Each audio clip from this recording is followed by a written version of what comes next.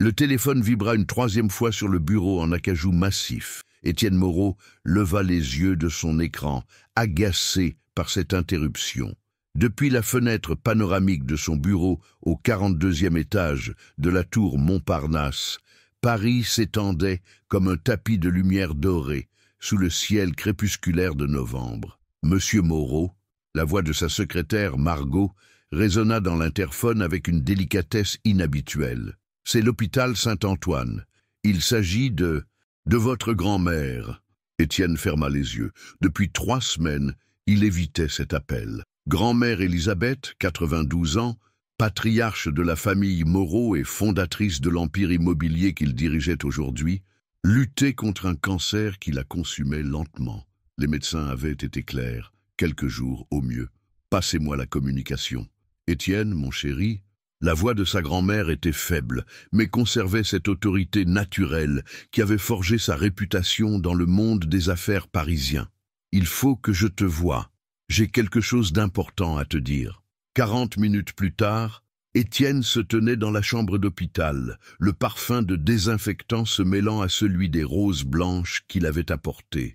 Sa grand-mère paraissait si fragile dans ce lit, elle qui avait été une force de la nature, négociant des contrats de millions d'euros avec la même aisance qu'elle préparait ses légendaires dîners du dimanche. « Assieds-toi, mon petit. » Elle tapota le bord du lit, avec une main ornée de bagues anciennes. « Je vais mourir, nous le savons tous les deux. Mais avant de partir, j'aimerais voir mon petit-fils heureux. » Étienne retint un soupir. Ils avaient déjà eu cette conversation. Depuis des années, Élisabeth lui présentait les filles de ses amis, les héritières de bonne famille, les jeunes femmes accomplies de leur cercle social. Aucune ne l'avait jamais vraiment intéressée. Les affaires, l'expansion du groupe, les acquisitions stratégiques, tout cela lui suffisait. « Grand-mère, nous en avons déjà parlé, je n'ai pas le temps pour... » Claire Dumas. Le nom tomba comme une pierre dans l'eau calme d'un étang. « Te souviens-tu de Claire ?» Étienne fronça les sourcils. Claire Dumas, ce nom lui disait quelque chose. Un souvenir flou, lointain, remonta à la surface. Une fillette aux cheveux châtains, aux yeux verts, qui accompagnait sa mère pendant les étés à Villeneuve-sur-Lot, dans la maison de campagne familiale. La fille de Madame Dumas, celle qui s'occupait de vous pendant vos séjours en Lot-et-Garonne? Exactement. Un sourire nostalgique éclaira le visage ridé d'Élisabeth. Marie Dumas a été mon bras droit pendant 15 ans. Elle m'a accompagné dans mes vieux jours avec une dévotion remarquable. Et sa fille Claire, quel enfant adorable! Tu te souviens comme vous jouiez ensemble dans le jardin? Étienne se souvenait vaguement. Une gamine timide qui l'observait de loin quand il venait passer les vacances scolaires. Il avait 12 ans. Elle en avait peut-être 8. Elle écrivait des poèmes dans un petit carnet fleuri et cueillait des bouquets sauvages qu'elle offrait à sa grand-mère. Qu'est-ce que cela a à voir avec « Je souhaiterais que tu l'épouses » ? Le silence qui suivit fut si lourd qu'Étienne crut entendre battre son propre cœur. Il se leva d'un bond, incrédule. « Pardon ? Tu as bien entendu. Claire est une femme remarquable aujourd'hui, intelligente, cultivée, bonne. Elle ferait une épouse parfaite. Et ce serait une façon de rendre hommage à sa mère, qui a été si dévouée envers notre famille. » Étienne se mit à faire les 100 pas dans la petite chambre, ses chaussures italiennes claquant sur le carrelage. L'idée était tellement absurde qu'il ne savait pas par où commencer. « Grand-mère, vous plaisantez, j'espère. Un mariage arrangé? Nous ne sommes plus au 19e siècle. Et puis, épouser une quoi ?»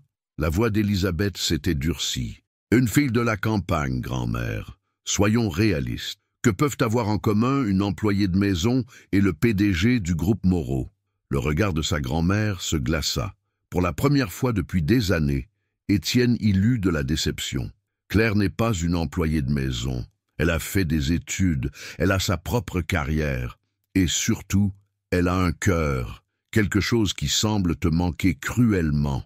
Mon petit-fils. » Étienne se radoucit légèrement.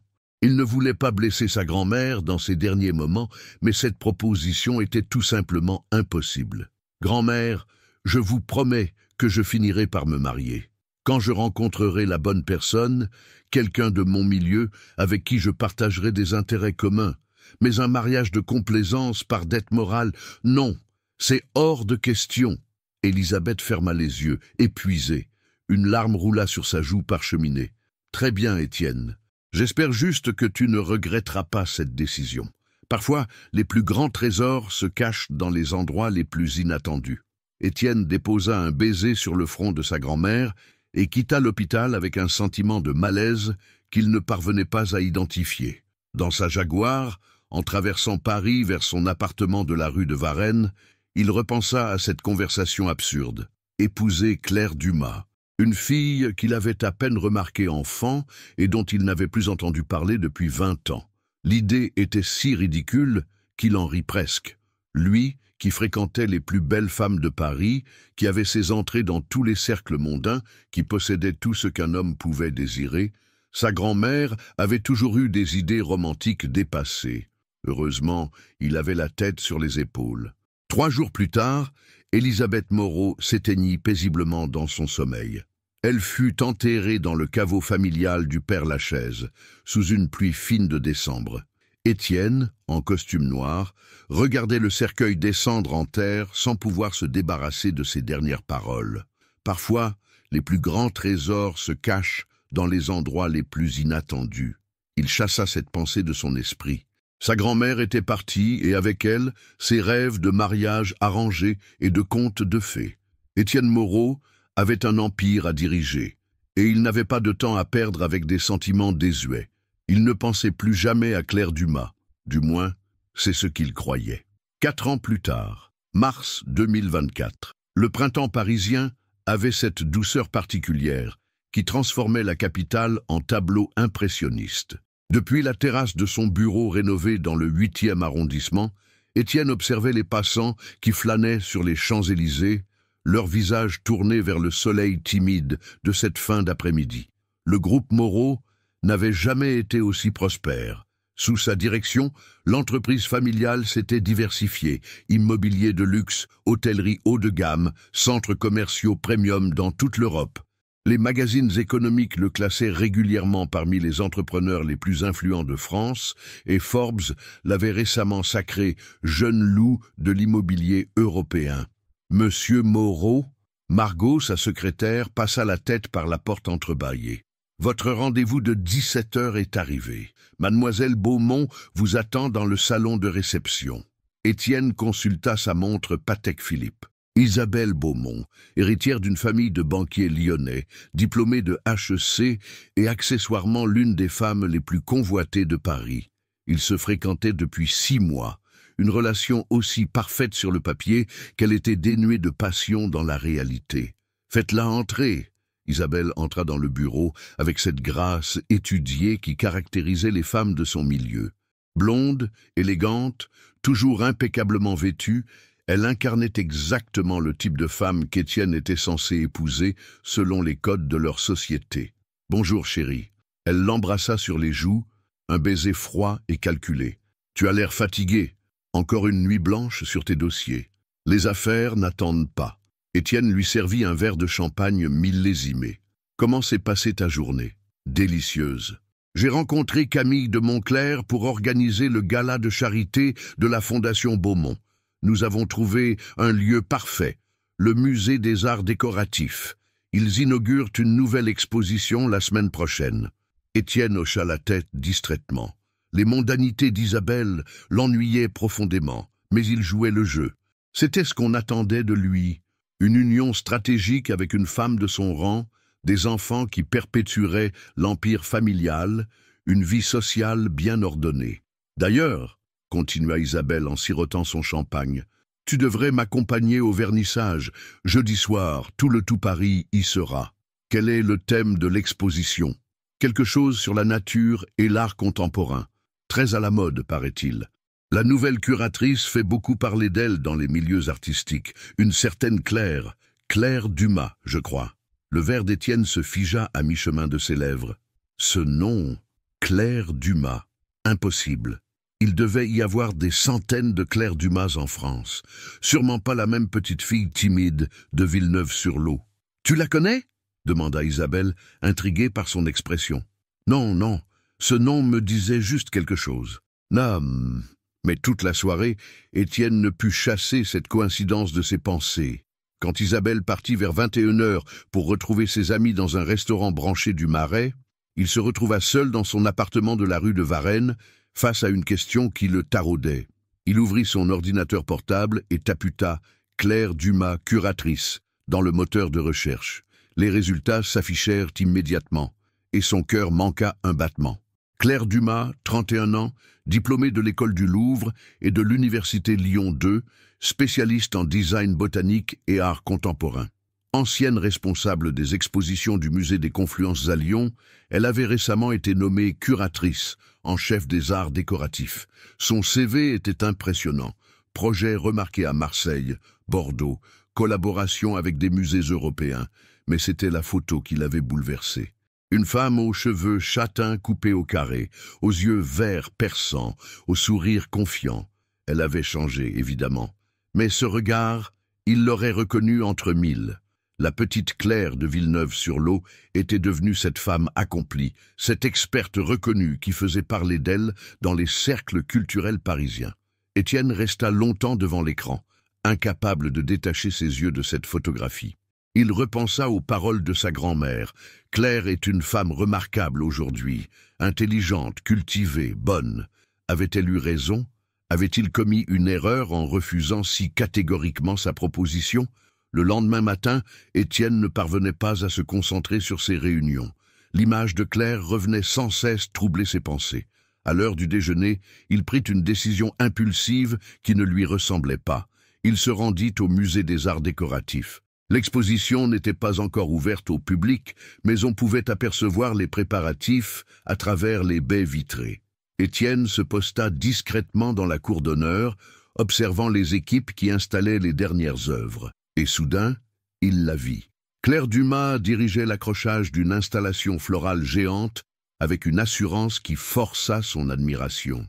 Elle portait un tailleur noir élégant, ses cheveux étaient tirés en chignon, et elle s'exprimait avec une précision et une autorité naturelle qui impressionnaient visiblement ses collaborateurs.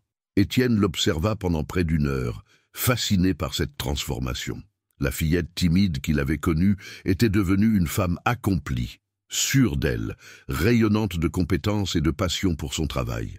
Quand elle leva les yeux vers la verrière et croisa son regard par hasard, Étienne sentit une décharge électrique le parcourir.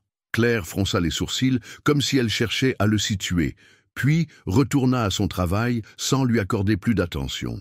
Il rentra chez lui troublé, incapable de comprendre ce qui lui arrivait. Pourquoi cette femme, qu'il avait si facilement écartée 4 ans plus tôt, provoquait-elle en lui un tel émoi? Le soir même, il appela Isabelle pour confirmer sa présence au vernissage. Pour la première fois depuis longtemps, il avait hâte d'assister à un événement mondain. Il voulait revoir Claire Dumas, il voulait lui parler, découvrir qui elle était devenue. Et surtout, il voulait comprendre pourquoi son cœur battait si fort chaque fois qu'il pensait à elle. Le jeudi approchait, et avec lui, des retrouvailles qu'Étienne pressentait déjà bouleversantes. Dans son bureau, face au portrait de sa grand-mère qu'il avait fait encadrer, il murmura « Peut-être aviez-vous raison, grand-mère. Peut-être les plus grands trésors se cachent-ils vraiment dans les endroits les plus inattendus. » Jeudi soir, musée des arts décoratifs. Les lumières dorées du musée des arts décoratifs baignaient la rue de Rivoli d'une aura féerique. Étienne ajusta sa cravate Hermès en descendant de sa Jaguar, confiant les clés au voiturier. Le vernissage de l'exposition Nature et Vanguarde attirait effectivement tout le gratin parisien. Ministres, ambassadeurs, collectionneurs, artistes en vue. Isabelle l'attendait au pied des marches, éblouissante dans une robe de soirée signée Chanel. Elle glissa son bras sous le sien avec un sourire parfaitement calibré. « Tu es magnifique ce soir », dit-elle en l'embrassant sur la joue. « Et très élégant, cette veste te va à ravir. » Étienne la remercia d'un sourire absent. Depuis 3 jours, il n'arrivait pas à penser à autre chose qu'à ses retrouvailles avec Claire. Il avait même fait des recherches approfondies sur son parcours, impressionné malgré lui par ses réalisations professionnelles. L'entrée du musée grouillait d'invités en tenue de soirée. Étienne reconnut plusieurs visages familiers, le ministre de la Culture, quelques collectionneurs qu'il côtoyait dans les ventes aux enchères, des journalistes spécialisés. L'atmosphère était électrique, chargée de cette excitation particulière aux grands événements culturels parisiens. « Mesdames et messieurs », annonça une voix dans le micro, « nous allons maintenant procéder à l'inauguration officielle de l'exposition. Je vous prie d'accueillir Madame Claire Dumas, curatrice en chef, qui va nous présenter son travail. » Le cœur d'Étienne se mit à battre plus fort. Dans la foule, il aperçut une silhouette élancée qui se dirigeait vers l'estrade improvisée. Quand Claire apparut sous les projecteurs, un murmure d'admiration parcourut l'assistance. Elle était époustouflante. Vêtue d'une robe longue vert émeraude qui épousait parfaitement sa silhouette, ses cheveux châtains relevés en un chignon sophistiqué d'où s'échappaient quelques mèches rebelles, elle rayonnait d'une élégance naturelle qui éclipsait toutes les autres femmes présentes. Mais ce qui frappa le plus Étienne, c'était son assurance. Claire se tenait droite, le regard clair, parlant avec une passion contagieuse de son projet artistique. Sa voix, légèrement teintée de l'accent du sud-ouest, avait des inflexions mélodieuses qui captivaient l'auditoire. « L'art botanique n'est pas seulement une représentation de la nature, » expliquait-elle. « C'est une invitation à redécouvrir notre lien intime avec le monde vivant. Chaque œuvre de cette exposition dialogue avec cette relation perdue, cette nostalgie du jardin primitif qui sommeille en chacun de nous. » Étienne l'écoutait, fasciné. Cette femme n'avait plus rien de la fillette timide qu'il avait connue. Elle s'exprimait avec une intelligence et une sensibilité qui le bouleversaient. Comment avait-il pu la sous-estimer à ce point? « Qui est cette femme ?» murmura un homme près de lui. « Elle est absolument captivante. » « Claire Dumas », répondit sa compagne. « Elle fait sensation dans le monde artistique depuis son arrivée à Paris. Paraît-il qu'elle vient du sud-ouest, mais elle a une culture impressionnante. Et ce charme naturel !» Les applaudissements éclatèrent quand Claire termina sa présentation. Elle descendit de l'estrade, immédiatement entourée d'admirateurs qui se pressaient pour la féliciter.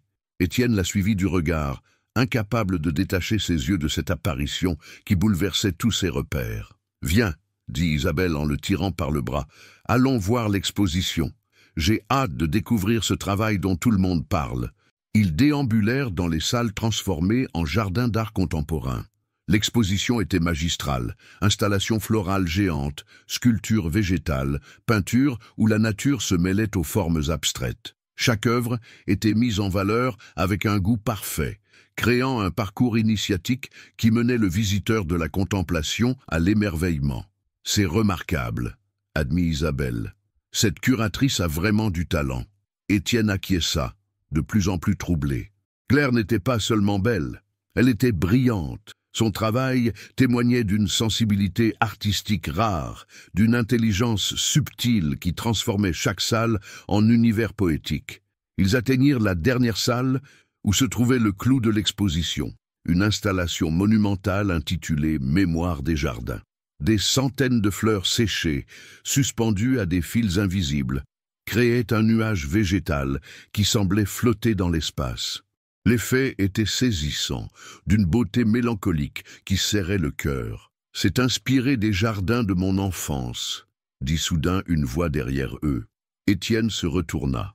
Claire se tenait à quelques pas, un verre de champagne à la main. De près, elle était encore plus troublante. Ses yeux verts, qu'il avait si bien reconnus sur la photographie, le scrutaient avec une intensité qui le mit mal à l'aise. « Bonsoir », dit-elle poliment. « J'espère que l'exposition vous plaît. » Et Isabelle répondit avec enthousiasme, complimentant le travail de Claire. Étienne, lui, restait muet, incapable de prononcer un mot. Il y avait quelque chose dans le regard de Claire, une lueur qu'il n'arrivait pas à identifier. De la curiosité, de la méfiance. « Permettez-moi de vous présenter mon compagnon, » dit Isabelle. « Étienne Moreau, PDG du groupe Moreau. » L'expression de Claire changea imperceptiblement. Ses yeux se durcirent, et un sourire glacial étira ses lèvres. « Étienne Moreau, » répéta-t-elle lentement. Mais bien sûr, le petit-fils d'Élisabeth Moreau. Un silence pesant s'installa. Isabelle regardait alternativement Étienne et Claire, sentant une tension qu'elle ne comprenait pas. « Vous vous connaissez » demanda-t-elle. « Nous nous sommes rencontrés il y a très longtemps », répondit Claire avec un sourire qui n'atteignait pas ses yeux. « N'est-ce pas, monsieur Moreau ?» Étienne retrouva enfin sa voix. En effet, nos familles se connaissaient. Vos familles? Claire émit un petit rire sans joie. C'est une façon délicate de présenter les choses. Ma mère travaillait pour votre grand-mère, monsieur Moreau. Nous n'étions pas exactement du même monde, comme vous me l'avez si clairement fait comprendre. Isabelle fronça les sourcils, perplexe. L'atmosphère devenait de plus en plus tendue. Je ne comprends pas, balbutia Étienne. Vraiment? Claire le regardait avec un mélange de mépris et de défi. Vous avez oublié notre dernière conversation, celle où vous avez expliqué à votre grand-mère qu'un mariage entre le PDG du groupe Moreau et une fille de la campagne était tout simplement impensable. Étienne sentit le sol se dérober sous ses pieds. Comment Claire connaissait-elle les détails de cette conversation? Sa grand-mère avait-elle... Madame Élisabeth m'a écrit, continua Claire comme si elle lisait dans ses pensées, juste avant sa mort. Une lettre où elle m'expliquait votre réaction à sa proposition. Une lettre où elle s'excusait pour votre grossièreté et votre arrogance. Le coup porta. Étienne pâlit, réalisant soudain l'ampleur de son erreur. Sa grand-mère avait contacté Claire, lui avait raconté sa réaction, ses mots blessants. « Claire, Mademoiselle Dumas », le corrigea-t-elle sèchement. « Nous ne nous connaissons pas assez pour les familiarités, monsieur Moreau. » Elle vida son verre de champagne et leur adressa un sourire glacial. « Maintenant, si vous voulez bien m'excuser, j'ai d'autres invités à saluer, des gens qui apprécient mon travail sans préjugés sur mes origines. » Elle s'éloigna, laissant Étienne bouleversé et Isabelle complètement perdue. « Qu'est-ce qui vient de se passer ?» demanda cette dernière. « Qui est cette femme ?»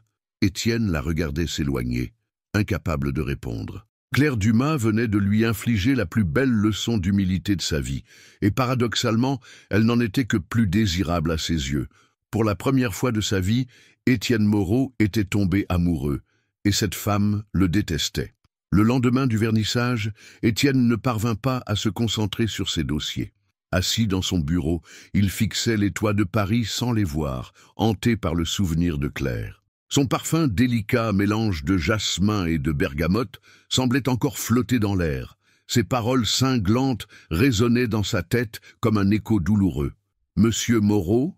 Margot passa la tête par la porte. « Votre rendez-vous de 10 heures avec les investisseurs japonais ?» « Reporté. » La réponse claqua sèchement. « Reportez tous mes rendez-vous de la matinée. » Margot écarquilla les yeux. En 15 ans de collaboration, jamais Étienne n'avait annulé un rendez-vous d'affaires pour des raisons personnelles. « Monsieur, les Japonais sont venus spécialement de Tokyo pour... » J'ai dit reporter, Margot. Resté seul, Étienne se leva et fit les 100 pas devant la baie vitrée.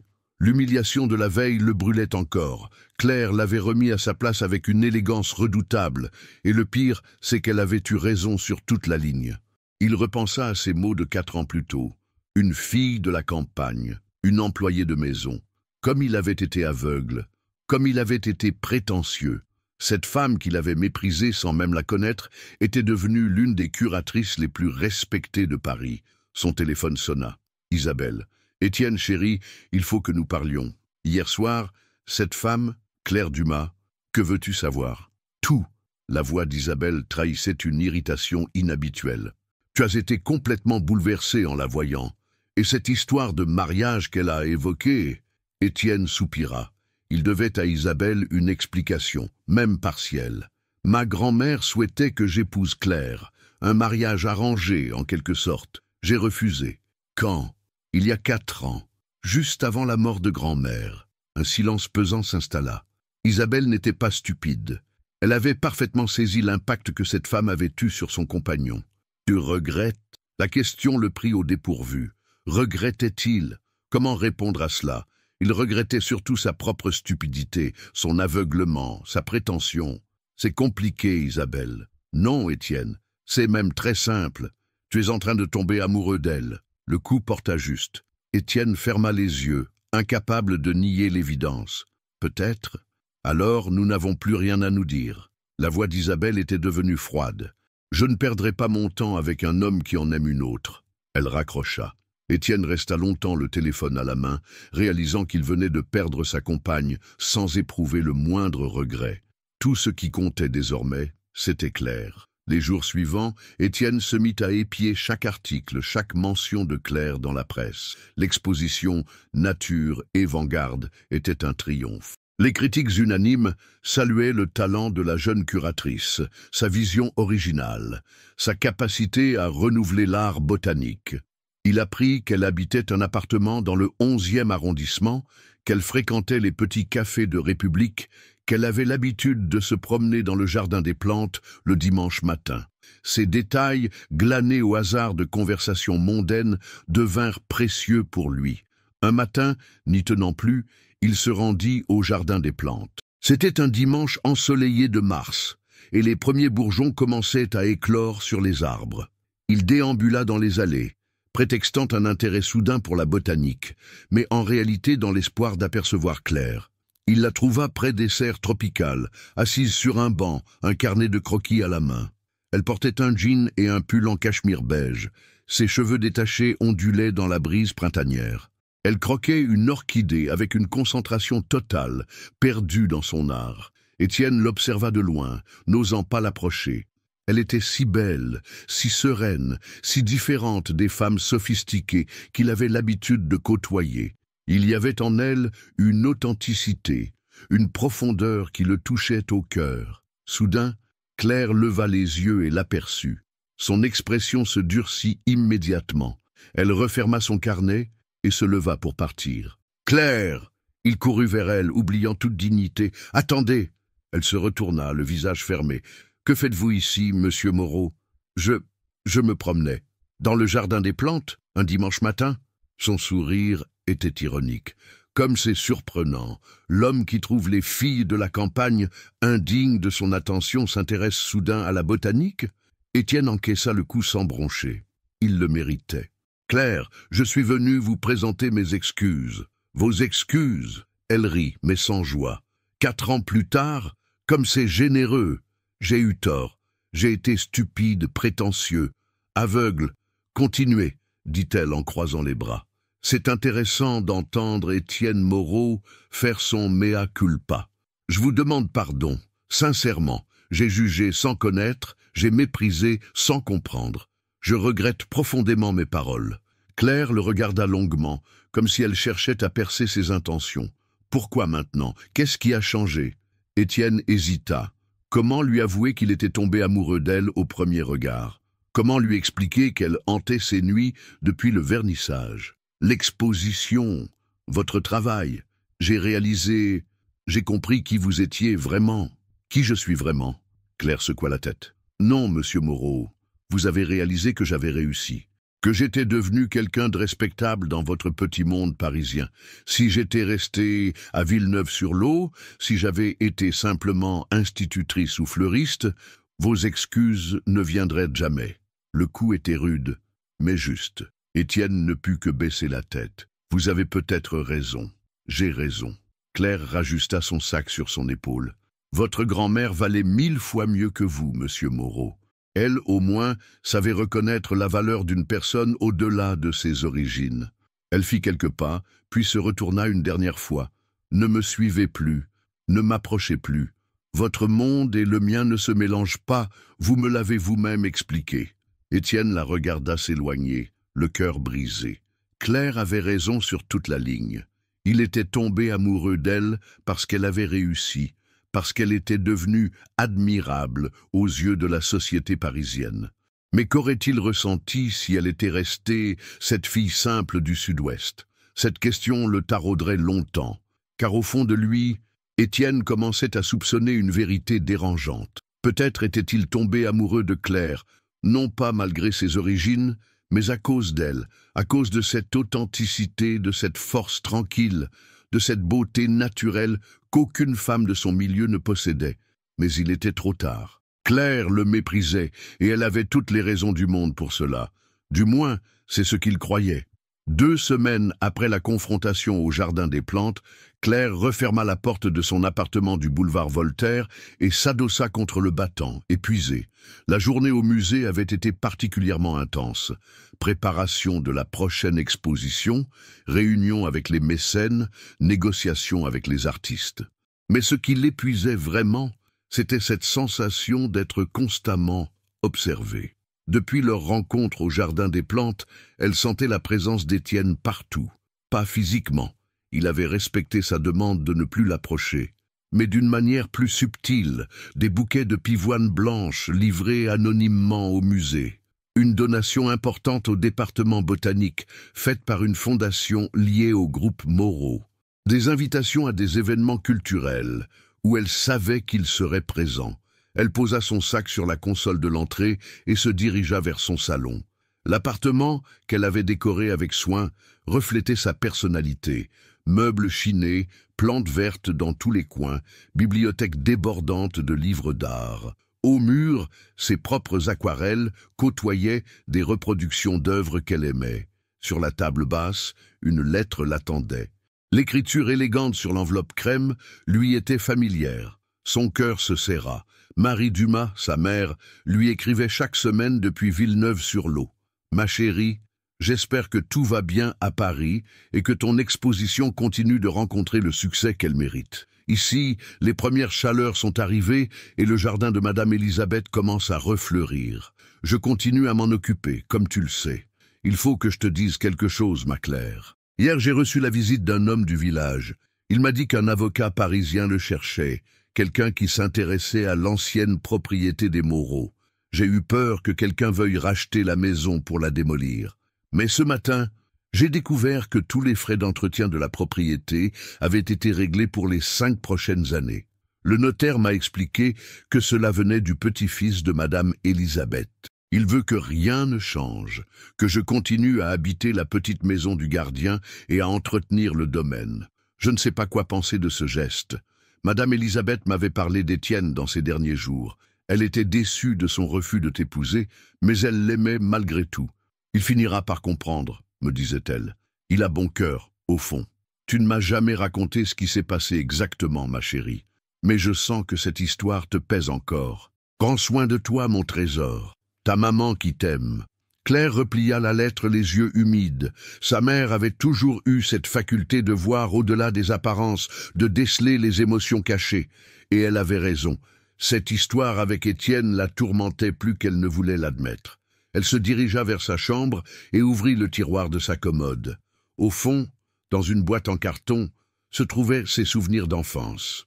Photos jaunies, carnet de poèmes de ses 8 ans, et surtout cette lettre qu'Élisabeth Moreau lui avait envoyée peu avant sa mort. Claire la relut pour la 1e fois. « Ma chère Claire, je t'écris ces mots le cœur lourd, car je dois te faire des excuses au nom de ma famille. J'ai proposé à mon petit-fils de t'épouser, convaincu que vous formiez un couple parfait. Sa réaction m'a profondément peiné. Étienne a refusé avec une arrogance qui ne lui ressemble pas. Il a parlé de différences sociales, d'incompatibilité. Ces mots m'ont brisé le cœur, car ils ne reflètent ni l'éducation que je lui ai donnée, ni la femme exceptionnelle que tu es devenue.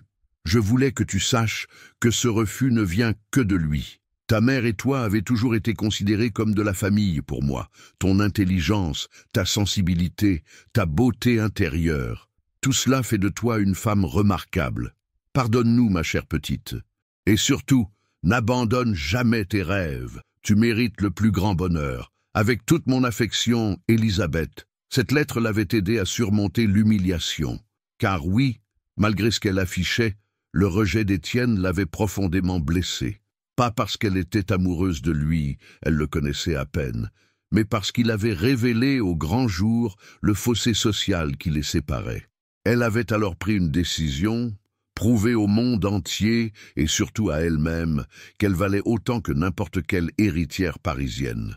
Ses études, sa carrière, son succès, tout cela était né de cette rage de vaincre, de cette volonté de ne plus jamais être considérée comme inférieure. Et maintenant qu'elle avait réussi, maintenant qu'elle était respectée et admirée, Étienne revenait vers elle.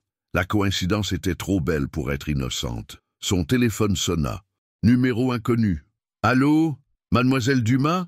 Jean-Pierre Lavigne, du château de Malmaison, j'espère que je ne vous dérange pas? Claire fronça les sourcils. Pourquoi le conservateur de Malmaison l'appelait-il un dimanche soir? Pas du tout. Que puis-je faire pour vous? Nous organisons un projet exceptionnel pour l'été. La restauration complète des jardins historiques de l'impératrice Joséphine. Le ministère de la Culture nous a accordé un budget considérable et nous cherchons la meilleure spécialiste en art botanique de France. Votre nom est ressorti unanimement. Claire sentit son cœur s'accélérer. Travailler sur les jardins de Joséphine était un rêve pour toute personne passionnée de botanique historique. C'est un honneur, monsieur Lavigne. Mais pourquoi moi? Votre exposition, Nature et Vanguarde, a fait sensation. Et puis, nous avons reçu une recommandation très chaleureuse de la part d'un mécène important du projet. Puis-je savoir de qui il s'agit? Un silence gêné s'installa. C'est confidentiel, vous comprenez? Mais cette personne vous tient en très haute estime. Claire comprit immédiatement. Étienne, encore lui.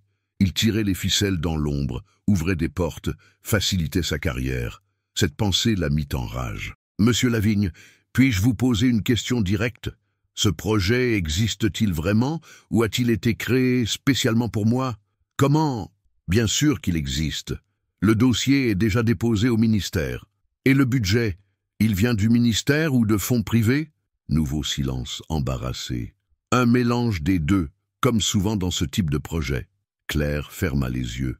Étienne finançait en partie ce projet. Il achetait littéralement sa rédemption, pensant qu'il pourrait la séduire, à coups de donations et d'opportunités professionnelles. Je vous remercie pour cette proposition, monsieur Lavigne. Puis-je avoir quelques jours pour réfléchir? Bien sûr, mais ne tardez pas trop, nous aimerions commencer dès que possible. Après avoir raccroché, Claire resta longtemps immobile dans son salon. Étienne jouait un jeu dangereux. Il l'avait rejetée quand elle n'était rien, et maintenant il tentait de la reconquérir en utilisant son pouvoir et son argent. Mais le plus troublant, c'est qu'une partie d'elle était tentée d'accepter, pas à cause de lui, mais parce que ce projet était réellement passionnant, et c'était exactement ce qu'il avait calculé. Elle se leva et se dirigea vers sa bibliothèque. Sur l'étagère du haut, un album photo de son enfance. Elle l'ouvrit à la page qu'elle connaissait par cœur, une photo d'été à Villeneuve-sur-Lot. Elle avait 9 ans, Étienne en avait 13. Ils étaient dans le jardin, elle lui offrait un bouquet de pivoines blanches qu'elle venait de cueillir. Lui souriait, les yeux plissés par le soleil. C'était peut-être la seule fois où il l'avait vraiment regardée, où il avait vu en elle autre chose que la fille de l'employé de maison. Claire caressa la photo du bout du doigt. Qui était le vrai Étienne? L'adolescent souriant de cette photo ou l'homme arrogant qui l'avait rejeté 4 ans plus tôt? Et surtout, que voulait-elle vraiment? Château de Malmaison. Lundi matin, Claire gara sa petite Citroën dans l'allée gravillonnée du château de Malmaison. Malgré elle, elle avait accepté la proposition de Jean-Pierre Lavigne. Pas par faiblesse envers Étienne, se répétait-elle, mais parce que refuser un tel projet par orgueil aurait été stupide. Elle était une professionnelle avant tout. Le château, baigné dans la lumière dorée du matin, gardait cette élégance discrète qui avait séduit Joséphine de Beauharnais. Claire ajusta son tailleur beige et se dirigea vers l'entrée principale, son dossier sous le bras. Jean-Pierre Lavigne l'accueillit avec un enthousiasme qui semblait sincère. La cinquantaine distinguée, cheveux poivre et sel, il avait cette passion des conservateurs de patrimoine qui consacrent leur vie à préserver la beauté du passé. « Mademoiselle Dumas, quel plaisir de vous recevoir enfin. Venez, je vais vous faire visiter les jardins. Vous allez comprendre l'ampleur du défi qui nous attend. » Ils sortirent par la galerie donnant sur le parc. Claire retint un souffle d'admiration. Les jardins s'étendèrent sur plusieurs hectares, mais leur état était préoccupant. Des massifs à l'abandon, des allées envahies par les mauvaises herbes, des serres aux vitres brisées. Comme vous pouvez le voir, expliqua Lavigne, en marchant le long d'une allée centrale, nous avons laissé les jardins se dégrader faute de moyens. Mais grâce au nouveau financement, nous allons pouvoir redonner à ce lieu sa splendeur d'origine. Claire prit des notes, photographia les espaces, évalua les possibilités. Son excitation professionnelle prenait le dessus sur ses réticences personnelles. Ce projet était un rêve absolu pour une spécialiste comme elle. Quel est exactement le budget alloué? 2 millions d'euros sur 3 ans. Considérable, n'est-ce pas? Claire siffla d'admiration. Avec une telle somme, il pourrait non seulement restaurer l'existant, mais créer un véritable conservatoire de l'art botanique français. Et la partie privée du financement? Lavigne hésita légèrement. 50% vient de fonds publics, 50% de mécènes privés. C'est assez classique pour ce type de projet. Ils continuèrent la visite jusqu'aux anciennes serres de l'impératrice. Claire imaginait déjà les possibilités. Reconstitution des espèces botaniques que Joséphine faisait venir du monde entier, création d'un parcours pédagogique. Il y a juste une condition particulière, ajouta Lavigne comme ils revenaient vers le château. Le principal mécène souhaite être impliqué dans le projet. Il s'intéresse personnellement au patrimoine historique et aimerait suivre les travaux de près. Le cœur de Claire se serra. Puis-je savoir qui c'est? Étienne Moreau du groupe Moreau. Vous le connaissez peut-être? Il est très respecté dans les milieux de la conservation patrimoniale. Claire s'immobilisa net. Il sera présent sur le chantier? Régulièrement, oui. Il a insisté pour... Excusez-moi. Claire sortit son téléphone et s'éloigna de quelques pas. Elle composa le numéro du groupe Moreau, le cœur battant de colère. « Bonjour, je souhaiterais parler à monsieur Étienne Moreau. Claire Dumas, à l'appareil. Un instant, je vous prie. » La voix d'Étienne résonna quelques secondes plus tard, prudente. « Claire, que croyez-vous faire exactement? De quoi parlez-vous? Malmaison, ce projet monté de toutes pièces pour me forcer à travailler avec vous. » Un silence. Puis, plus doucement, « Le projet existe vraiment, Claire. J'ai simplement facilité les choses, en finançant la moitié du budget. Et alors, cet argent servira à préserver un patrimoine exceptionnel. Où est le mal ?» Claire serra le poing. Il avait réponse à tout, comme toujours. « Le mal, c'est que vous m'achetez. Vous pensez que votre argent effacera votre grossièreté d'il y a 4 ans? Non. » Sa voix était devenue grave. « Je pense que vous êtes la meilleure pour ce projet. Et accessoirement, que cela nous donnera l'occasion de nous parler. Nous n'avons rien à nous dire. Si, Claire, nous avons beaucoup de choses à nous dire. » Claire raccrocha, furieuse. Lavigne l'observait de loin, visiblement embarrassée par cette conversation houleuse. « Un problème ?»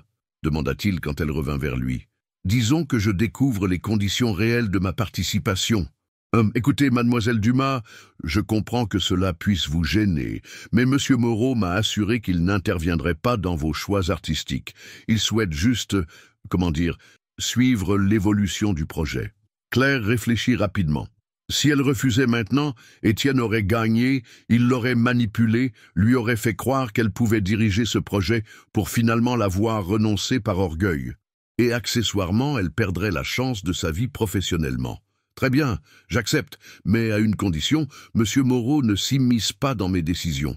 Il peut visiter le chantier en tant que mécène, mais il n'a aucun droit de regard sur le contenu artistique. Bien sûr, nous sommes parfaitement d'accord. Claire signa les documents, le cœur partagé entre l'excitation professionnelle et l'appréhension de devoir côtoyer Étienne régulièrement. Le premier mois de travaux se déroula sans encombre. Claire dirigeait une équipe de jardiniers spécialisés, d'historiens et d'artistes. Le projet prenait forme magnifiquement. Débroussaillage des allées historiques, restauration des bassins, replantation selon les plans d'époque. Étienne n'était pas venu une seule fois. Claire commençait à se détendre quand, un jeudi après-midi de mai, elle le vit arriver sur le chantier. Il portait un costume sombre qu'il avait troqué contre une tenue plus décontractée. Pantalon de toile beige, chemise blanche ouverte au col, veste de lin. Cette élégance naturelle l'irrita. « Bonjour, Claire !» Elle se contenta d'un hochement de tête, continuant à diriger la plantation d'un massif de roses anciennes. « Le travail avance bien », observa-t-il en regardant autour de lui. « C'est magnifique. Merci. Puis-je vous parler quelques minutes? Je travaille. S'il vous plaît. » Claire soupira et fit signe à son assistant de continuer sans elle. Elle suivit Étienne vers un banc à l'ombre d'un chêne centenaire. « Qu'est-ce que vous voulez ?» Étienne s'assit à côté d'elle, gardant une distance respectueuse. Je voulais vous remercier d'avoir accepté ce projet et vous dire que je ne cherche pas à vous manipuler. Vraiment, financer un projet de 2 millions d'euros juste pour avoir l'occasion de me parler, ce n'est pas de la manipulation, c'est de la détermination. Claire le regarda, surprise par sa franchise. Pourquoi, Étienne? Pourquoi maintenant? Il se tourna vers elle, et pour la première fois, elle vit dans ses yeux une vulnérabilité qu'elle ne lui connaissait pas. Parce que depuis 4 ans, pas un jour ne s'est écoulé sans que je regrette mes paroles. Parce que ma grand-mère avait raison, et que j'étais trop aveugle pour le voir, et parce que... Il hésita, puis... Parce que je crois que je suis tombé amoureux de vous le jour de votre vernissage. Claire sentit son cœur manquer un battement.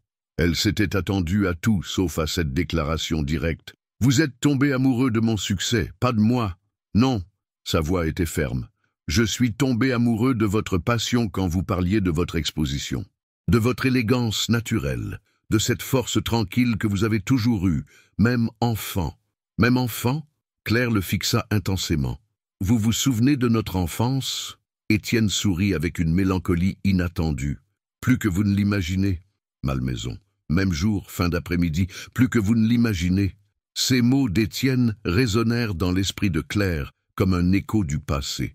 Elle l'observa attentivement, cherchant dans ses traits d'homme mûr le garçon qu'elle avait connu. « Racontez-moi, » dit-elle malgré elle. « Que vous rappelez-vous » Étienne se cala contre le dossier du banc, les yeux perdus dans les frondaisons du chêne centenaire. Un sourire nostalgique adoucit ses traits habituellement tendus. « L'été de vos 9 ans.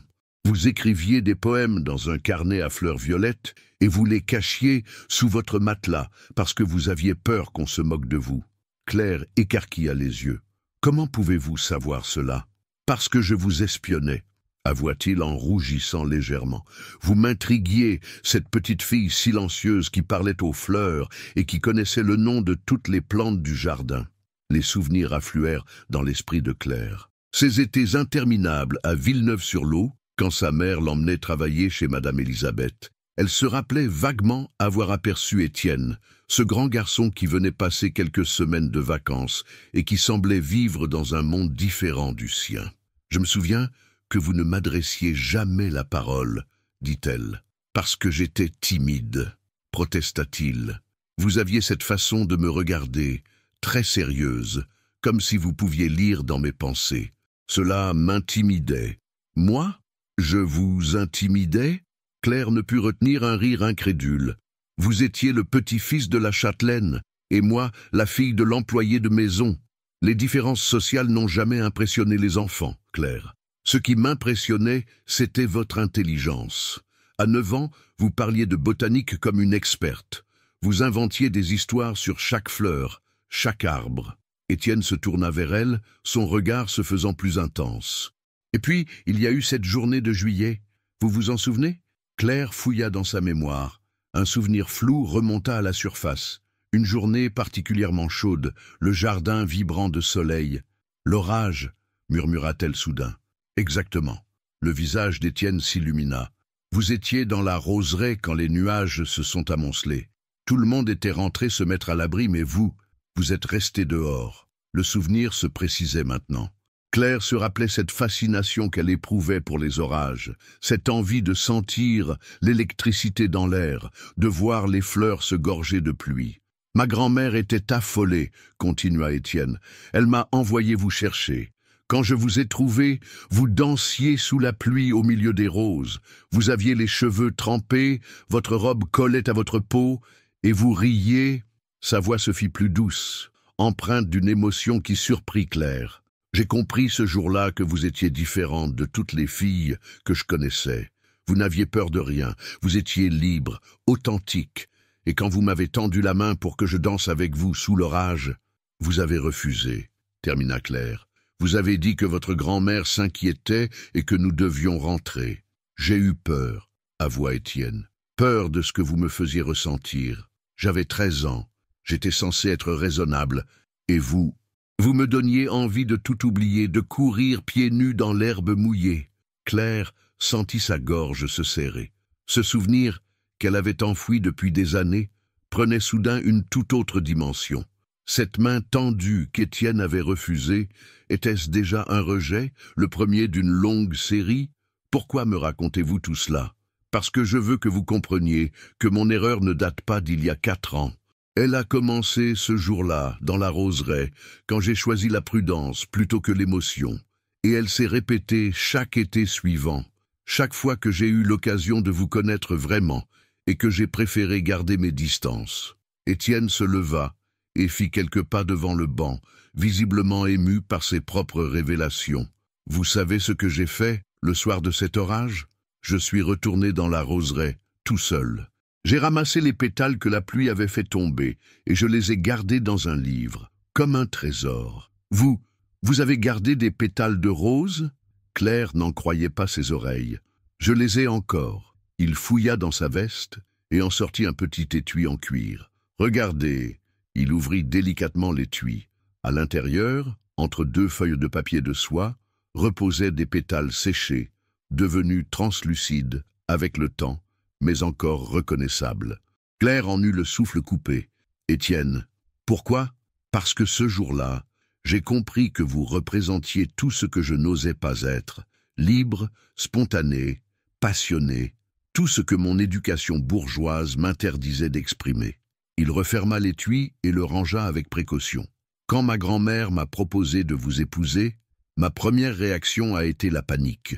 Pas parce que vous étiez indigne de moi, mais parce que j'avais peur que vous découvriez qui j'étais vraiment. Un homme bridé par les conventions, incapable de la spontanéité qui vous caractérisait. » Claire se leva à son tour, troublée par ces révélations qui bouleversaient toute sa vision du passé. Alors pourquoi avoir été si cruel? Pourquoi avoir parlé de filles de la campagne? Étienne baissa la tête, visiblement honteux.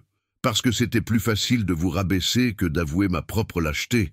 Plus facile de vous faire croire que vous n'étiez pas assez bien que de reconnaître que c'était moi qui ne me sentais pas à la hauteur. Le silence s'installa entre eux, lourd de 25 années de malentendus.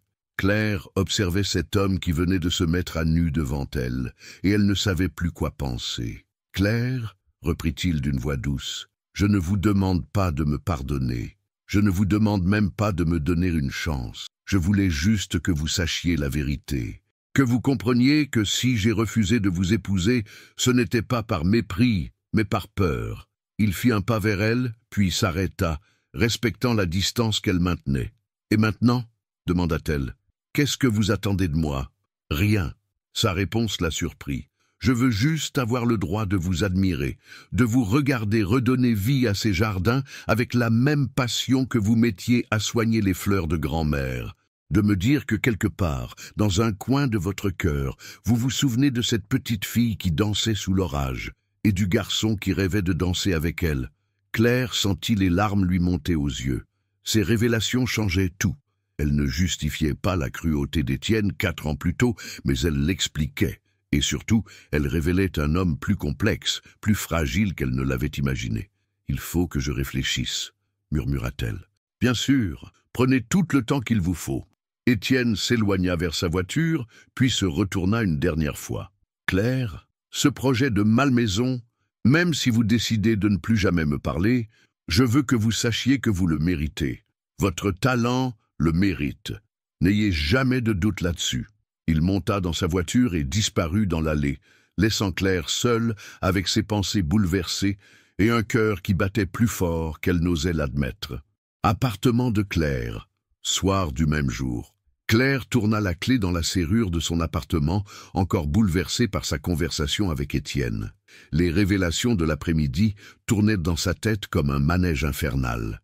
Elle posa son sac et se dirigea machinalement vers la cuisine pour se préparer un thé.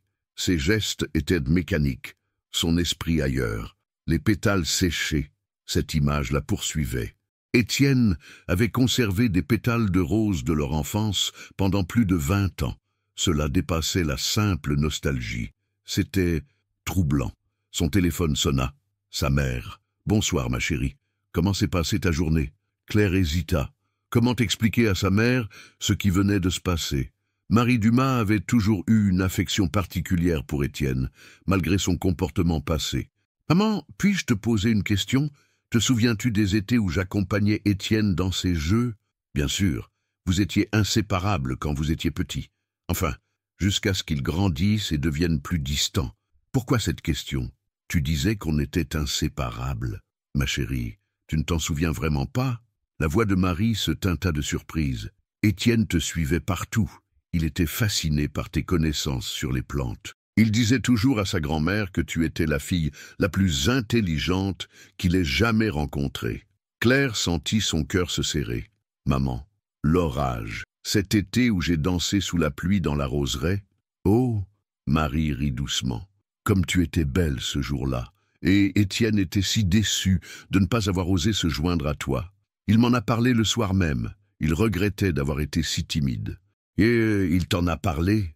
Il est venu me voir dans la cuisine après le dîner. Il m'a demandé si tu lui en voulais de ne pas avoir dansé avec toi.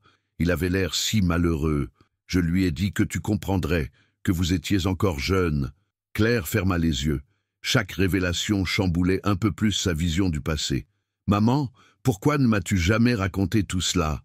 Ma chérie, c'était des enfantillages. Et puis, après ses 15 ans, Étienne a changé.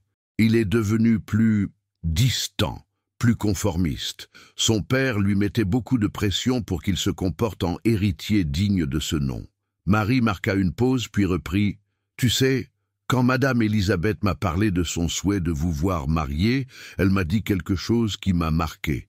Elle pensait qu'Étienne avait besoin de retrouver l'enfant qu'il avait été, et que tu étais la seule capable de le lui rappeler. » Après avoir raccroché, Claire resta longtemps immobile dans son salon.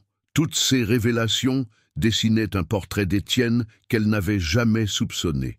Un homme tiraillé entre ses sentiments et ses obligations sociales, entre l'enfant spontané qu'il avait été et l'adulte formaté qu'il était devenu. Elle se dirigea vers sa bibliothèque et sortit l'album photo de son enfance. Cette fois, elle regarda attentivement chaque cliché où Étienne apparaissait. Sur la photo, où elle lui offrait des pivoines, elle remarqua pour la première fois son expression. Il ne regardait pas l'objectif, mais elle. Et dans ses yeux, il y avait une tendresse qu'elle n'avait jamais vue. Sur une autre photo, prise lors d'un pique-nique, Étienne était assis légèrement à l'écart du groupe familial, mais son regard était tourné vers elle qui cueillait des marguerites. Encore cette expression attentive, presque protective. Comment avait-elle pu passer à côté de tout cela? Le lendemain matin, Claire arriva à Malmaison avec une boule au ventre. Elle avait mal dormi, ressassant les paroles d'Étienne. Une partie d'elle espérait qu'il vienne, l'autre redoutait cette rencontre. Elle dirigeait la plantation d'un massif de lavande quand Jean-Pierre Lavigne s'approcha d'elle, un pli soucieux sur le front. « Claire, il faut que je vous parle. Un problème? Pas exactement. Enfin, c'est compliqué. » Ils s'éloignèrent de l'équipe de jardiniers.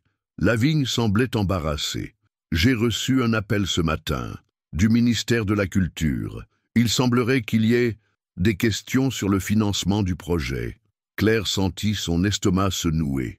Quel genre de questions? Il s'interroge sur la légitimité de certaines donations privées. Apparemment, quelqu'un a signalé que ce projet pourrait être, détourné de son objectif culturel à des fins personnelles. Quoi? Claire était abasourdie. Mais c'est ridicule. Je sais bien, mais vous connaissez l'administration. Il va falloir justifier chaque euro, prouver la transparence de nos intentions. Claire comprit immédiatement.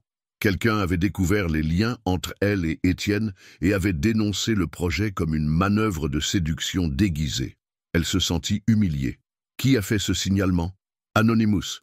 Mais Lavigne hésita.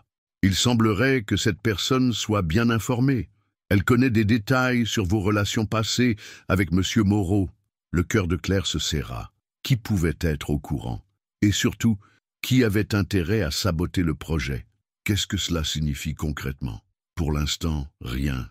Mais si l'enquête révèle des irrégularités, le projet pourrait être suspendu. Claire sentit la colère monter en elle. Pas contre le dénonciateur, mais contre elle-même. Elle aurait dû refuser dès le début. Elle aurait dû écouter son instinct qui lui disait que travailler avec Étienne la mettrait dans une position impossible. « Je vais démissionner », dit-elle soudain. « Claire, non, ce serait la pire des solutions. Cela donnerait raison aux accusations. Mais si je reste, le projet sera entaché de soupçons. Écoutez-moi. Lavigne posa une main paternelle sur son épaule. Vous êtes la meilleure curatrice que j'ai jamais vue. Ce projet, vous le méritez sur vos seules compétences. Ne laissez personne vous faire croire le contraire. Il marqua une pause, puis ajouta « Et entre nous, même si M. Moreau avait des arrière-pensées en finançant ce projet, cela ne change rien à votre talent. L'art et l'amour ont toujours fait bon ménage. Regardez les Médicis. » Malgré ses tourments, Claire ne put s'empêcher de sourire. Lavigne avait le don de dédramatiser les situations. « Que proposez-vous ? Continuons le travail. Prouvons par la qualité de notre projet que nous sommes irréprochables. Et laissons les bureaucrates faire leur enquête. La vérité finira par éclater. » Claire acquiesça, mais elle savait qu'elle devait parler à Étienne. Cette situation devenait intenable. Le soir même, elle l'appela. « Étienne, il faut qu'on se voie. Nous avons un problème. Que se passe-t-il? Pas au téléphone. Pouvez-vous venir chez moi? » Un silence, puis « J'arrive. » 1 heure plus tard, Étienne frappait à sa porte. Il semblait inquiet, tendu. Claire le fit entrer et lui expliqua la situation. « Je vois, » dit-il après l'avoir écouté. « Quelqu'un cherche à nous nuire. Avez-vous une idée de qui cela pourrait être? J'ai pensé à Isabelle, votre ex-compagne. Elle pourrait avoir découvert nos liens et vouloir se venger. » Étienne secoua la tête. « Non, Isabelle n'est pas vindicative. Et puis, elle ne connaît pas les détails de notre histoire. Alors qui ?» Étienne réfléchit longuement, puis son visage s'assombrit. « Mon père. » « Votre père ? Philippe Moreau. Il a toujours désapprouvé mes caprices philanthropiques. Et s'il a appris que je finançais un projet pour vous retrouver... » Claire sentit le sol se dérober sous ses pieds. Elle n'avait pas pensé que la famille d'Étienne pourrait s'opposer à leur rapprochement. « Qu'est-ce qu'on fait ?» Étienne la regarda avec une détermination qu'elle ne lui connaissait pas. « On se bat, Claire, pour ce projet, pour votre carrière. Et si c'est effectivement mon père, eh bien... il découvrira que son fils a enfin appris à tenir tête. Bureau de Philippe Moreau, siège du groupe Moreau. Lendemain matin, Philippe Moreau, 65 ans, cheveux argentés impeccablement coiffés, se tenait devant la baie vitrée de son bureau présidentiel. Même à la retraite officielle, il gardait un œil vigilant sur l'empire qu'il avait contribué à bâtir avec sa mère, Élisabeth. Et surtout, il surveillait les écarts de son fils. « Entrez !» dit-il quand on frappa à sa porte. Étienne apparut, le visage fermé. Père et fils se ressemblaient physiquement, mais leur tempérament avait toujours été diamétralement opposé. Philippe incarnait la rigueur implacable des affaires, quand Étienne conservait, malgré ses efforts, une sensibilité que son père jugeait déplacée dans leur milieu. « Bonjour, père. Assieds-toi. » Philippe ne se retourna pas, continuant à contempler Paris. « Je suppose que tu sais pourquoi je t'ai fait venir. Si c'est à propos du projet de Malmaison, 2 millions d'euros. » Philippe se retourna brusquement, les yeux étincelants de colère. « 2 millions d'euros pour séduire une femme? Même pour toi, c'est un record. » Étienne serra les mâchoires. Ce projet a une valeur culturelle indéniable. C'est un investissement dans le patrimoine français. Ne me prends pas pour un imbécile. Philippe abattit sa main sur le bureau. J'ai mes sources au ministère, cette Claire Dumas, la fille de l'ancienne employée de ta grand-mère, celle-là même que tu as refusé d'épouser il y a 4 ans. Comment? Comment je le sais? Philippe eut un sourire sans joie. Mon fils, rien de ce qui concerne cette famille ne m'échappe. Ta grand-mère était bien trop sentimentale. Et toi, tu tiens d'elle. Philippe contourna son bureau et se planta devant Étienne. J'ai approuvé ton refus à l'époque. Une union avec cette personne aurait été un non-sens social et économique. Mais voilà que tu claques des millions pour la reconquérir. Tu as perdu la raison? Étienne se leva, dominant son père de quelques centimètres. Claire Dumas est une femme remarquable, une experte reconnue dans son domaine. Et contrairement à ce que vous pensez, elle ne court pas après mon argent. Elle m'a même reproché ce financement. Bien sûr. Philippe ricana. Tactique classique. Faire semblant de refuser pour mieux ferrer le poisson. Tu es si naïf, Étienne. Vous ne la connaissez pas? Je n'ai pas besoin de la connaître. Philippe éleva la voix. Je connais son type. Ambitieuse, calculatrice, prête à tout pour s'élever socialement. Et toi, pauvre idiot romantique, tu tombes dans le panneau. Étienne sentit la colère monter en lui.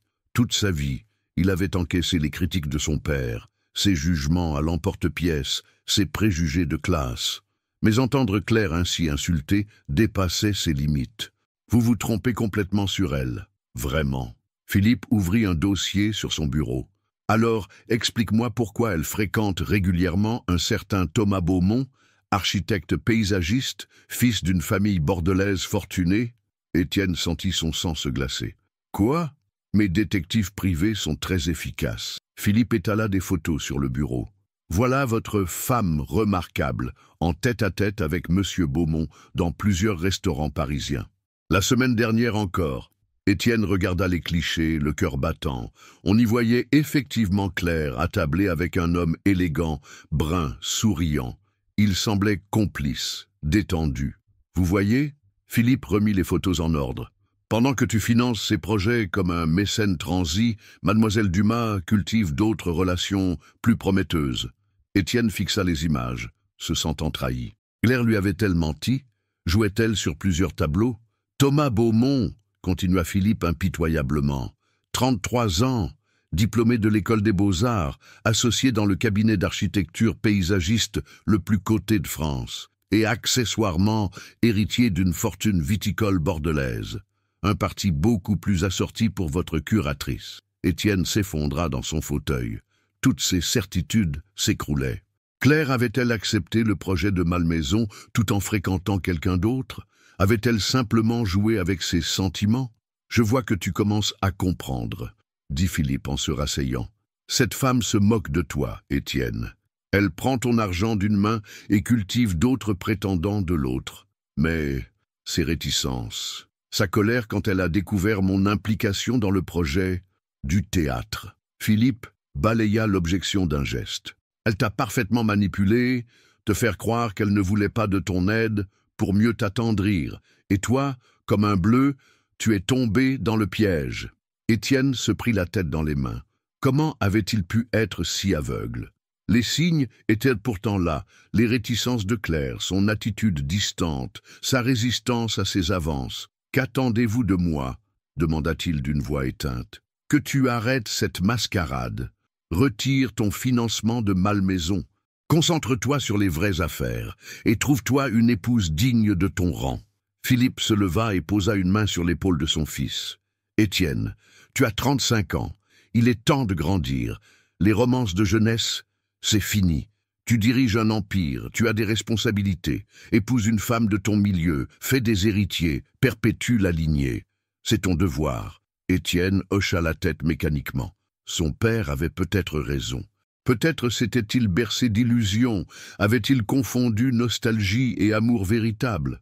J'ai besoin de réfléchir, bien sûr, mais ne tarde pas trop.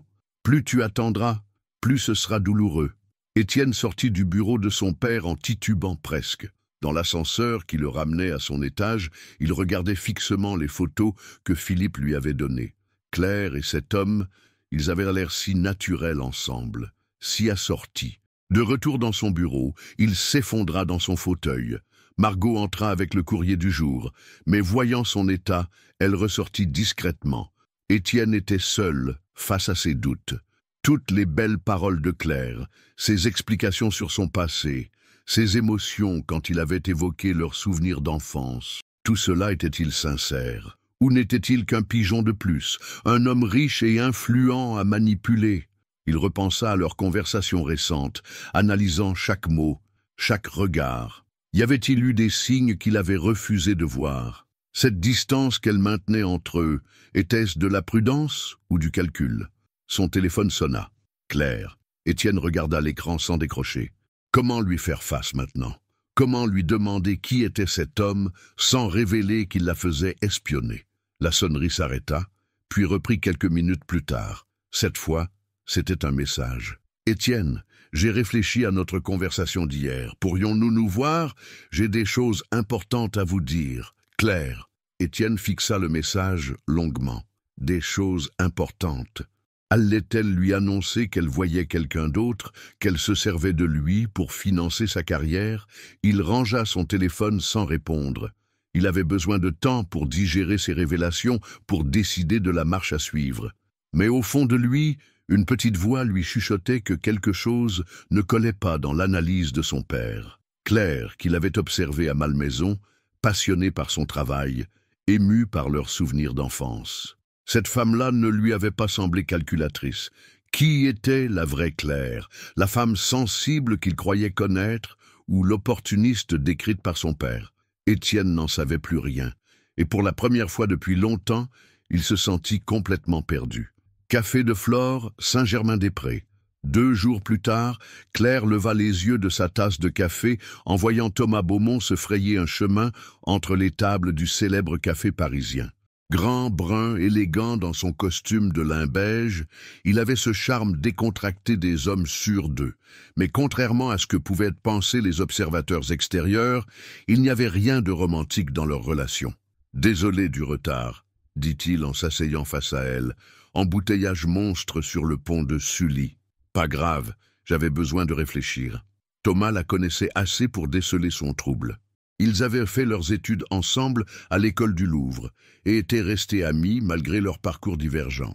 Lui avait choisi l'architecture paysagiste, elle la curation artistique, mais ils partageaient la même passion pour l'art botanique. « Qu'est-ce qui t'arrive? Tu as l'air préoccupé. » Claire soupira. « C'est compliqué. Tu te souviens d'Étienne Moreau? Je t'en ai parlé il y a quelques mois. Le type qui t'a rejeté il y a 4 ans, celui du projet de Malmaison. » Exactement. Claire tourna machinalement sa petite cuillère dans sa tasse. Il s'est confié à moi l'autre jour, sur notre enfance, sur ses sentiments, et je commence à me demander si je n'ai pas mal jugé la situation. Thomas fronça les sourcils. « Claire, tu ne vas quand même pas retomber dans le panneau? Cet homme t'a humilié. C'est ce que je croyais. » Mais elle lui raconta les révélations d'Étienne sur leurs étés d'enfance, les pétales conservés, ses explications sur sa peur plutôt que son mépris. « Et tu le crois ?» Thomas était sceptique. « Je ne sais plus.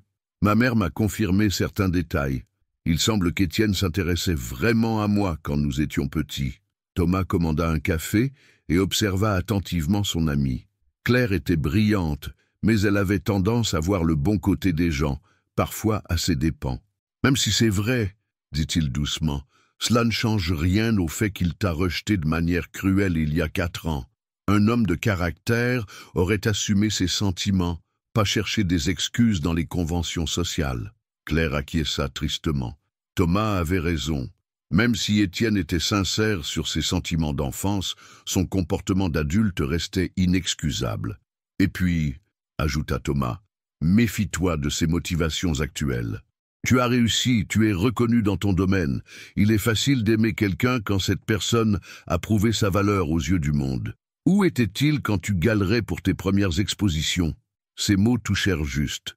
Claire avait travaillé dur pour arriver où elle était, sans aide, sans piston. Maintenant qu'elle était établie, Étienne revenait vers elle. La coïncidence était troublante. Tu as probablement raison. « Claire ?» Thomas posa sa main sur la sienne. « Tu mérites mieux ? Tu mérites quelqu'un qui t'aimera pour ce que tu es, pas pour ce que tu représentes socialement ou professionnellement. » Ils furent interrompus par l'arrivée du café de Thomas. Claire profita de ce moment pour observer son ami. Ils se voyaient régulièrement depuis son installation à Paris, partageaient des dîners, des expositions, des discussions professionnelles.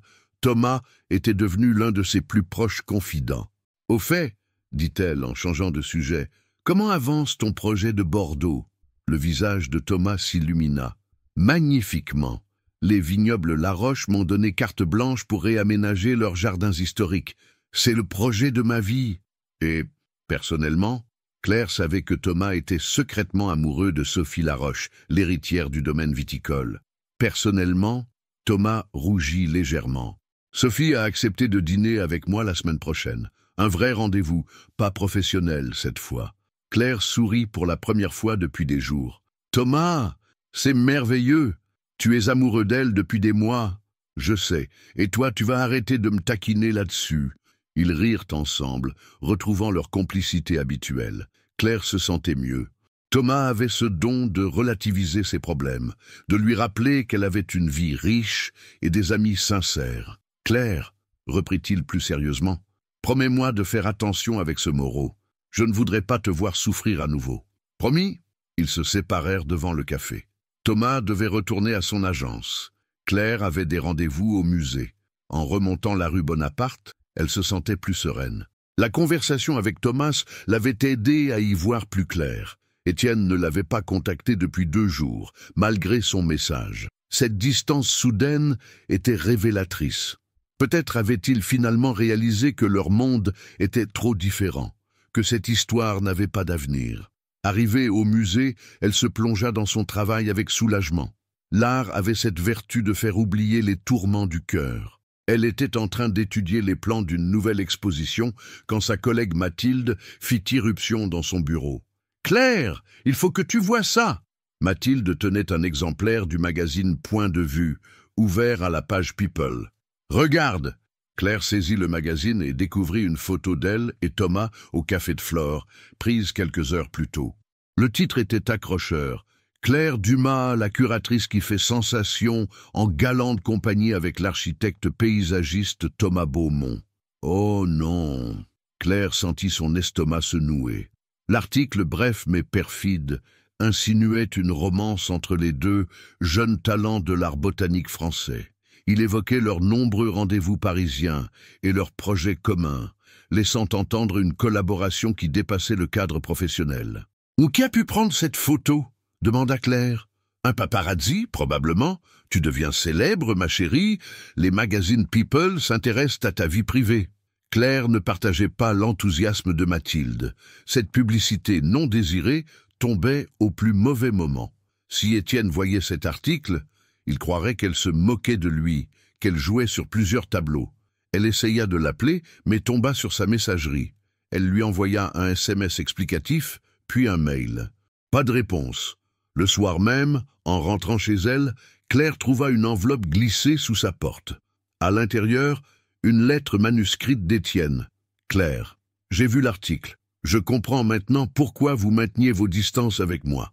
Vous avez quelqu'un d'autre dans votre vie, quelqu'un qui vous convient manifestement mieux que moi.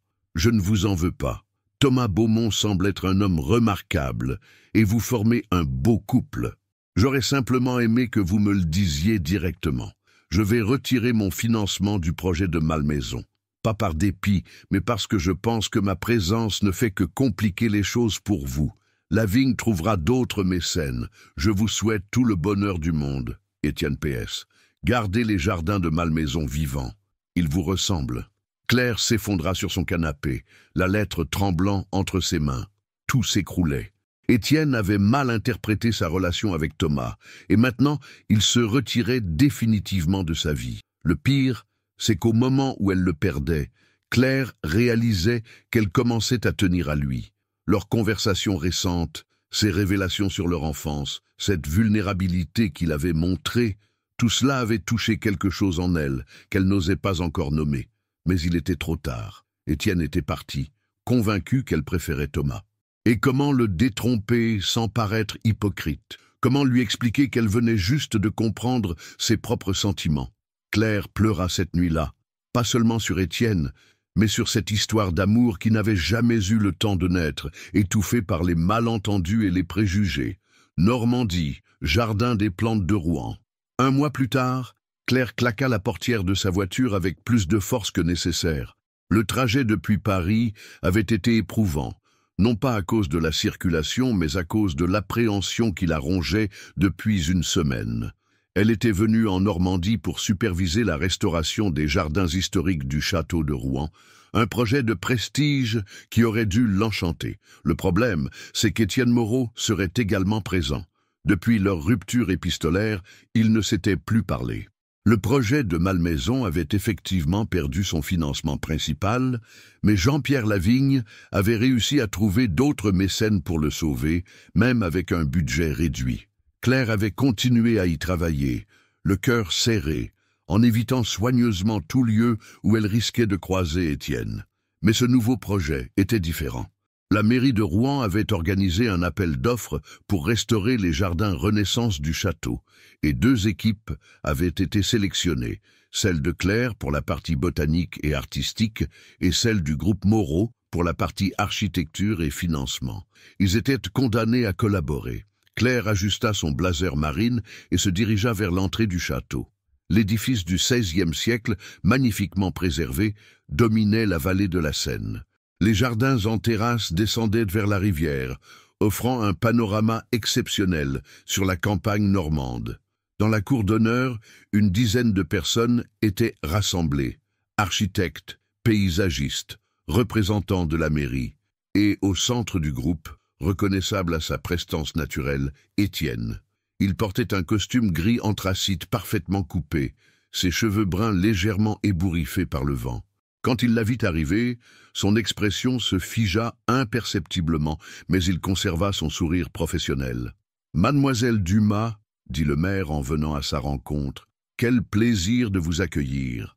Nous sommes tous impatients de découvrir vos propositions. » Claire serra les mains, échangea les politesses d'usage, tout en sentant le regard d'Étienne peser sur elle. Quand leur tour vint d'être présentés l'un à l'autre, ils jouèrent parfaitement la comédie de la courtoisie professionnelle. « Monsieur Moreau, » dit-elle en lui tendant la main. « Mademoiselle Dumas. » Sa poignée de main fut brève, impersonnelle. « J'ai hâte de découvrir votre vision pour ces jardins. » De même, le groupe se dirigea vers les jardins pour une première visite. Claire marchait délibérément à l'opposé d'Étienne, échangeant avec les autres participants du projet. Mais elle ne pouvait s'empêcher de l'observer du coin de l'œil. Il avait maigri, ses traits étaient plus creusés, son regard moins serein qu'à Malmaison. Souffrait-il de leur séparation? Ou était-ce simplement la fatigue des affaires? Comme vous pouvez le voir, expliquait le conservateur du château, les jardins ont été largement modifiés au XIXe siècle. Notre objectif est de retrouver leur configuration Renaissance originale, tout en intégrant des éléments contemporains qui permettront une meilleure conservation. Ils descendirent les marches de pierre qui menaient aux terrasses inférieures. Claire prenait des notes, photographiait, évaluait les possibilités. Malgré la tension de la situation, elle ne pouvait s'empêcher d'être enthousiasmée par le projet. « Quelles sont vos premières impressions ?» demanda le maire. Claire rangea son carnet et regarda autour d'elle. « C'est un défi passionnant. Les bases architecturales sont solides et l'exposition est idéale pour la plupart des espèces que nous envisageons. Mais il faudra une coordination parfaite entre les aspects botaniques et structurels. » « C'est exactement notre sentiment, » intervint Étienne. « La réussite de ce projet dépendra de notre capacité à travailler ensemble. » Leurs regards se croisèrent brièvement. Y avait-il un sous-entendu dans ces paroles? « Absolument, » répondit Claire. « La collaboration sera essentielle. » Le reste de la visite se déroula dans une ambiance tendue, mais professionnelle. Chacun exposait ses idées, ses contraintes, ses besoins. Claire fut impressionnée malgré elle par la pertinence des observations d'Étienne. Il ne se contentait pas de jouer les financiers. Il connaissait réellement l'architecture paysagiste, posait les bonnes questions, proposait des solutions techniques intelligentes.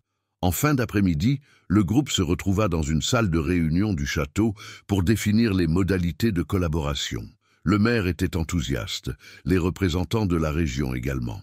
Le projet était lancé.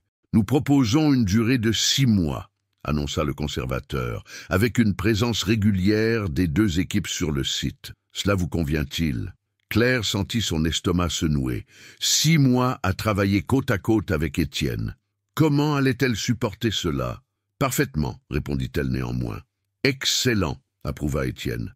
Nous pouvons commencer dès la semaine prochaine. Une fois les documents signés et les détails techniques réglés, le groupe se dispersa. Claire rassemblait ses affaires quand Étienne s'approcha d'elle. « Claire, pourrions-nous parler quelques minutes ?» Elle leva les yeux vers lui, surprise. « De quoi ?»« Du projet, de nos modalités de travail. » Elle hésita, puis acquiesça. Ils sortirent du château et se dirigèrent vers les jardins, désormais déserts. Le soleil couchant baignait les terrasses d'une lumière dorée et la Seine scintillait au loin. « Je voulais vous assurer, » commença Étienne, « que notre situation personnelle n'interférera pas avec mon travail. Je suis un professionnel. »« Moi aussi, » Ils marchèrent en silence le long d'une allée bordée de buis centenaires. L'atmosphère était étrange, chargée de non-dits et de regrets. « Comment va Thomas » demanda soudain Étienne. La question prit Claire au dépourvu. « Thomas, votre compagnon.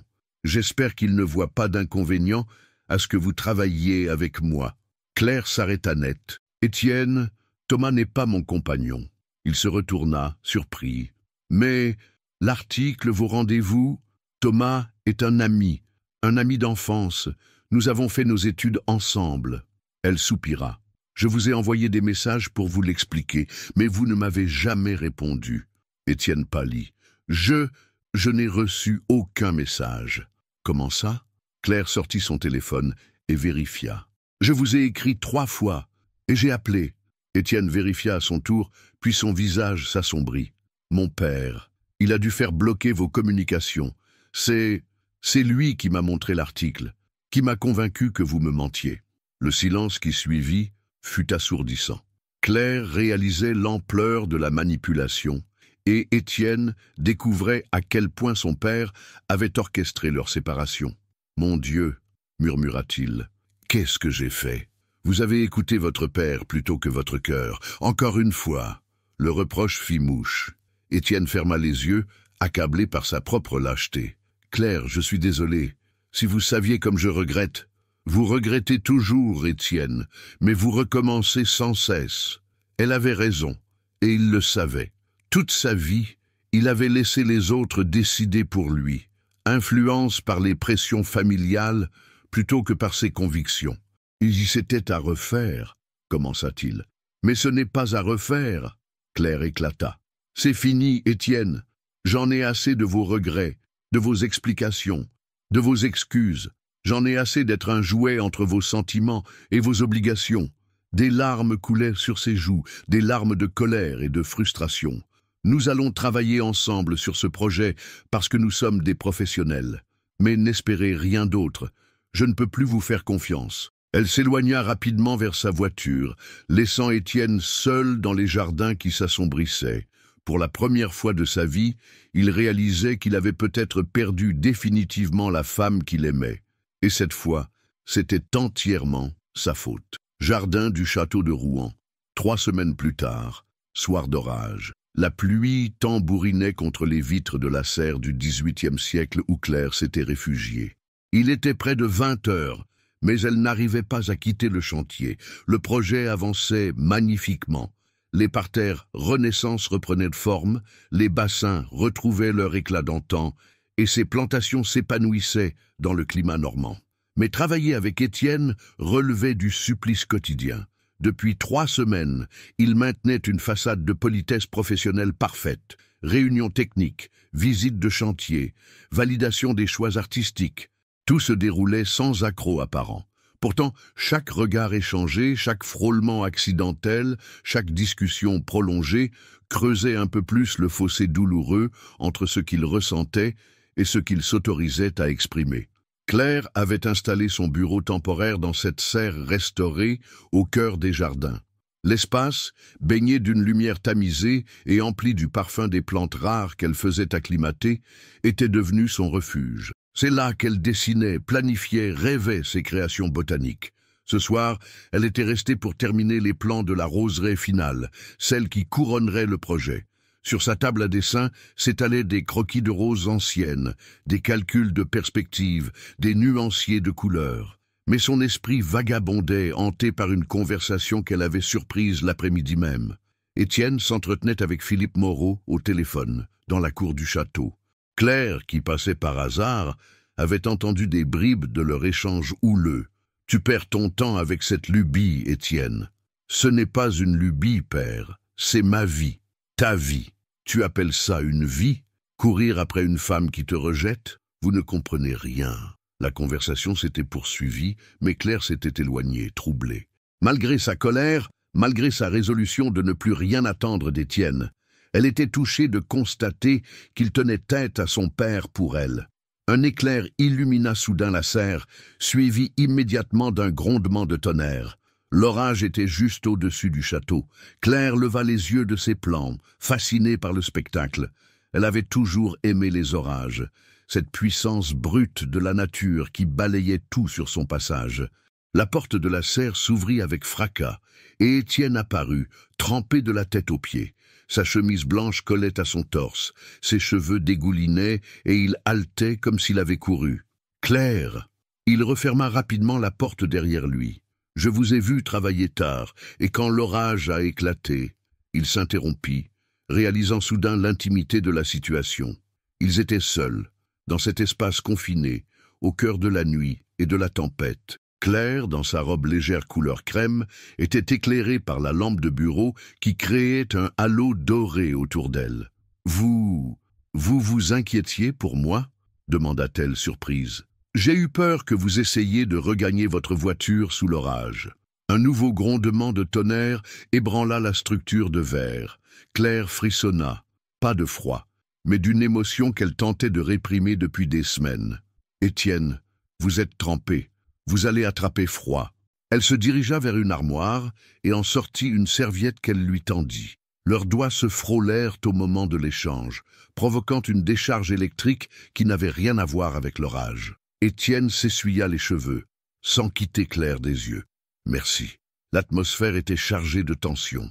Ils se tenaient à quelques mètres l'un de l'autre, conscients que quelque chose d'irréversible était en train de se jouer. « Claire, » dit-il doucement, « je sais que vous ne voulez plus m'entendre, mais il faut que je vous dise quelque chose. Étienne, s'il vous plaît, laissez-moi finir. Après, je ne vous importune plus jamais. » Elle acquiesça, incapable de prononcer un mot. « Cet après-midi, mon père m'a donné un ultimatum. Soit j'abandonne ce projet et je rentre dans le rang, soit il me déshérite et me bannit de l'entreprise familiale. » Claire sentit son cœur se serrer. « Et qu'avez-vous répondu ? » « Que je choisissais de finir ce projet, avec vous, quelles qu'en soient les conséquences. Étienne, vous ne pouvez pas sacrifier votre héritage pour... » Pourquoi ? Il s'approcha d'un pas. « Pour une femme qui m'a appris à être vraiment moi-même, pour la seule personne qui me donne envie de devenir meilleur. » Un éclair particulièrement violent illumina la serre, et Claire sursauta. Instinctivement, Étienne fit un pas vers elle. « Vous avez peur de l'orage ? » ?»« Non, » murmura-t-elle, « j'ai peur de vous, de moi, de ce que vous me faites ressentir. » Les mots sortirent malgré elle, révélant une vérité qu'elle s'était longtemps cachée. Étienne s'immobilisa, le cœur battant. « Qu'est-ce que je vous fais ressentir, Claire ?» Elle détourna le regard, incapable de soutenir l'intensité de ses yeux. « Vous le savez très bien. » Il s'approcha encore, si près maintenant qu'elle pouvait sentir son parfum, mélange de pluie et d'eau de Cologne. « Dites-le, s'il vous plaît. Vous me faites ressentir... » Elle prit une inspiration tremblante. « Vous me faites ressentir ce que j'ai toujours eu peur de ressentir, depuis que je suis petite. Et qu'est-ce que c'est ? L'amour. » Le mot sortit dans un souffle presque inaudible. Étienne ferma les yeux, submergé par l'émotion. Quand il les rouvrit, des larmes y brillaient. Claire, mais cela ne change rien. Elle recula, tentant de reprendre ses esprits. « Vous m'avez fait trop de mal. Je ne peux plus vous faire confiance. Je sais, et j'accepte de payer le prix de mes erreurs. » Mais Claire, il tendit la main vers elle, s'arrêtant juste avant de toucher sa joue. « Laissez-moi vous prouver que je peux changer. Laissez-moi vous montrer l'homme que je suis vraiment, pas celui que j'ai prétendu être pour faire plaisir aux autres. » Une rafale de vent fit trembler la serre. Au dehors, l'orage redoublait de violence, comme pour souligner la tempête qui faisait rage dans leur cœur. « Comment puis-je vous croire ?» demanda Claire, les larmes aux yeux. « Comment puis-je être sûre que vous ne changerez pas d'avis demain, la semaine prochaine, dès que votre père exercera une nouvelle pression ?» Étienne fouilla dans la poche intérieure de sa veste trempée et en sortit un petit étui en cuir. L'étui qu'il lui avait déjà montré à Malmaison, parce que depuis 25 ans, je garde ces pétales de rose près de moi, dans mon bureau, dans ma chambre, dans ma voiture, partout où je vais, vous m'accompagnez. Il ouvrit délicatement l'étui, révélant les pétales séchés et translucides. Et ce soir, pour la première fois depuis des années, j'ai choisi mon cœur plutôt que ma raison. J'ai choisi vous plutôt qu'eux. Claire regardait les pétales fanés, témoin silencieux d'un amour qui avait traversé les années sans jamais s'éteindre. Un sanglot lui échappa. « Oh, Étienne !» Il referma doucement l'étui et le reposa sur la table. Puis avec une lenteur infinie, il prit le visage de Claire entre ses mains. « Je vous aime, Claire. Je vous aime depuis que j'ai 13 ans et que vous dansiez sous l'orage. Je vous aime malgré mes erreurs, malgré ma lâcheté, malgré le temps perdu. Et si vous me donnez une chance, une seule, je passerai le reste de ma vie à me faire pardonner. » Dehors, l'orage atteignait son paroxysme. Mais dans la serre, au cœur de la tempête, deux âmes se retrouvaient enfin. Claire leva les yeux vers Étienne, et ce qu'il y lut dans son regard lui rendit l'espoir. Château de Rouen. Lendemain matin. L'aube se levait doucement sur les jardins de Rouen, lavés par l'orage de la nuit. Claire ouvrit les yeux dans son lit d'hôtel, le cœur encore battant des émotions de la veille. Après sa déclaration dans la serre, Étienne ne l'avait pas embrassée.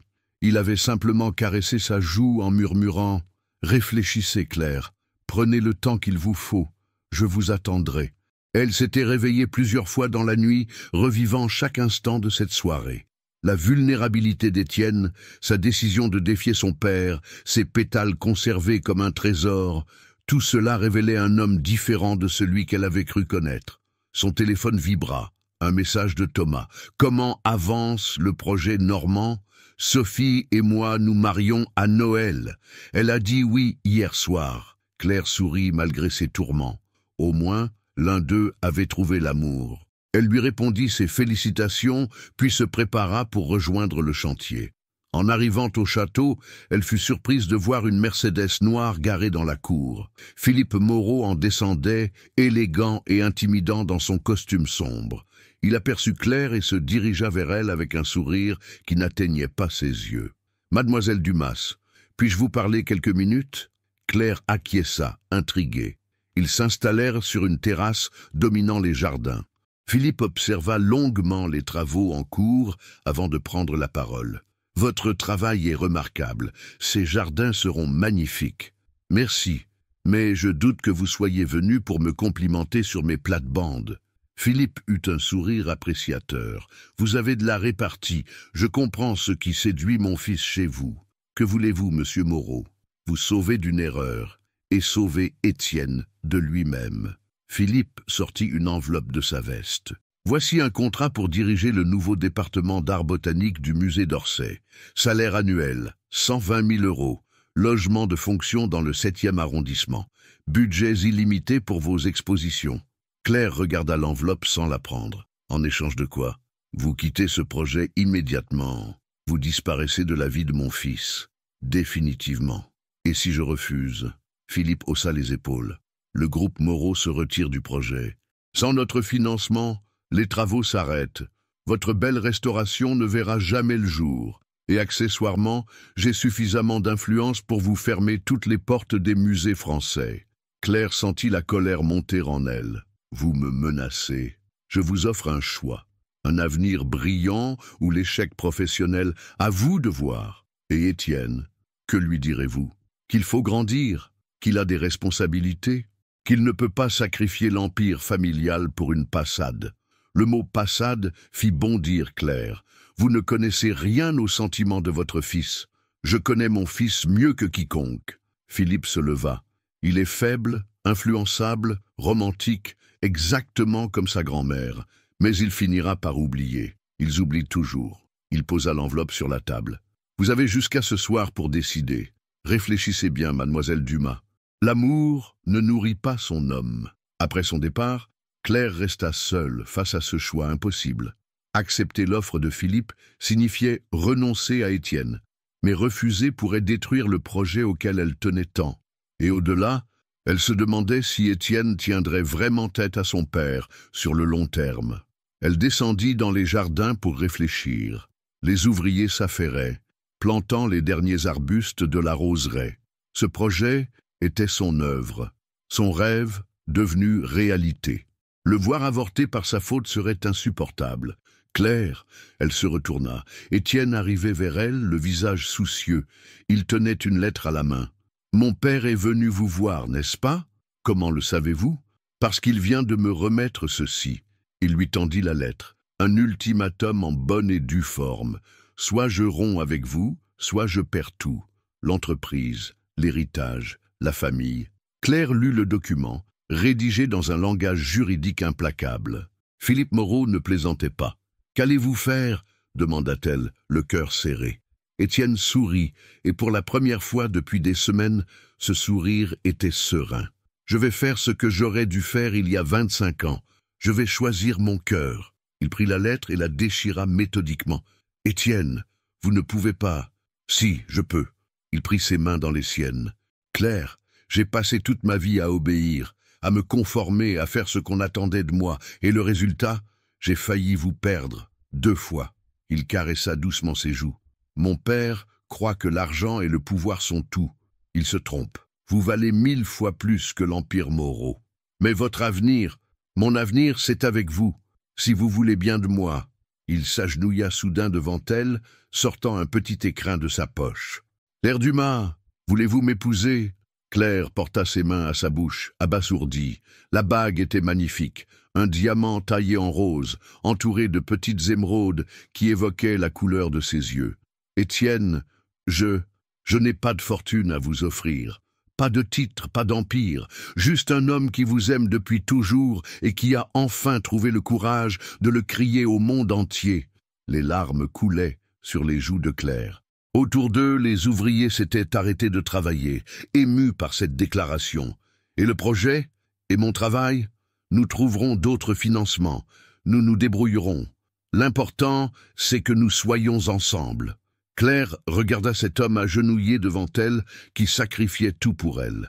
C'était l'Étienne de ses rêves d'enfant, celui qui avait enfin trouvé le courage de danser sous l'orage. « Oui, » murmura-t-elle, « oui, je veux vous épouser. » Étienne glissa la bague à son doigt et se releva pour la prendre dans ses bras. Quand leurs lèvres se rencontrèrent enfin, 25 années d'attente s'effacèrent d'un coup. Les applaudissements des ouvriers éclatèrent autour d'eux, mais ils ne les entendaient pas. Ils étaient seuls au monde, perdus dans ce baiser qui scellait leur amour retrouvé. « Et maintenant » demanda Claire quand ils se séparèrent. « Maintenant, nous terminons ces jardins, ensemble. Et ensuite ?»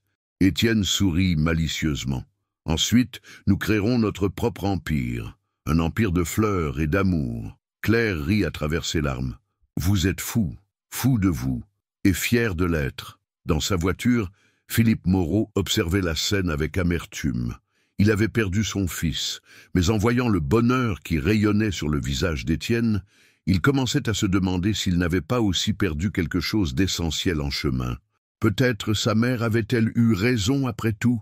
Peut-être les plus grands trésors se cachaient-ils vraiment dans les endroits les plus inattendus? Mais il était trop tard pour changer.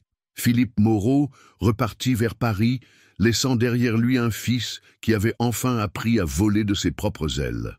Montmartre, Paris. 6 mois plus tard, le petit atelier de la rue des Abbesses bourdonnait d'activité en cette matinée de septembre. Claire disposait les dernières pivoines blanches dans un vase de cristal ancien, ajoutant la touche finale à l'exposition « Jardin de mémoire » qui devait ouvrir le lendemain. L'espace, qu'Étienne avait acheté et rénové pour elle, était devenu en quelques mois l'une des galeries d'art botanique les plus courues de Paris. Depuis leur engagement en Normandie, leur vie avait pris un tournant aussi inattendu que merveilleux. Étienne avait effectivement perdu l'héritage familial, mais loin de s'en lamenter, il avait créé sa propre entreprise. Moreau et Dumas, architecture paysagiste et art botanique. Leur association professionnelle s'était révélée aussi harmonieuse que leur relation personnelle. « Ma chérie !» La voix d'Étienne résonna depuis l'arrière-boutique. Les journalistes de Arts and Décoration sont arrivés.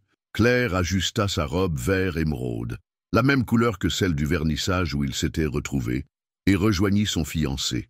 Il était magnifique dans sa chemise blanche et son pantalon de lin beige. Cette élégance décontractée, qu'elle lui connaissait désormais, l'interview se déroula parfaitement. Les journalistes étaient fascinés par leur histoire.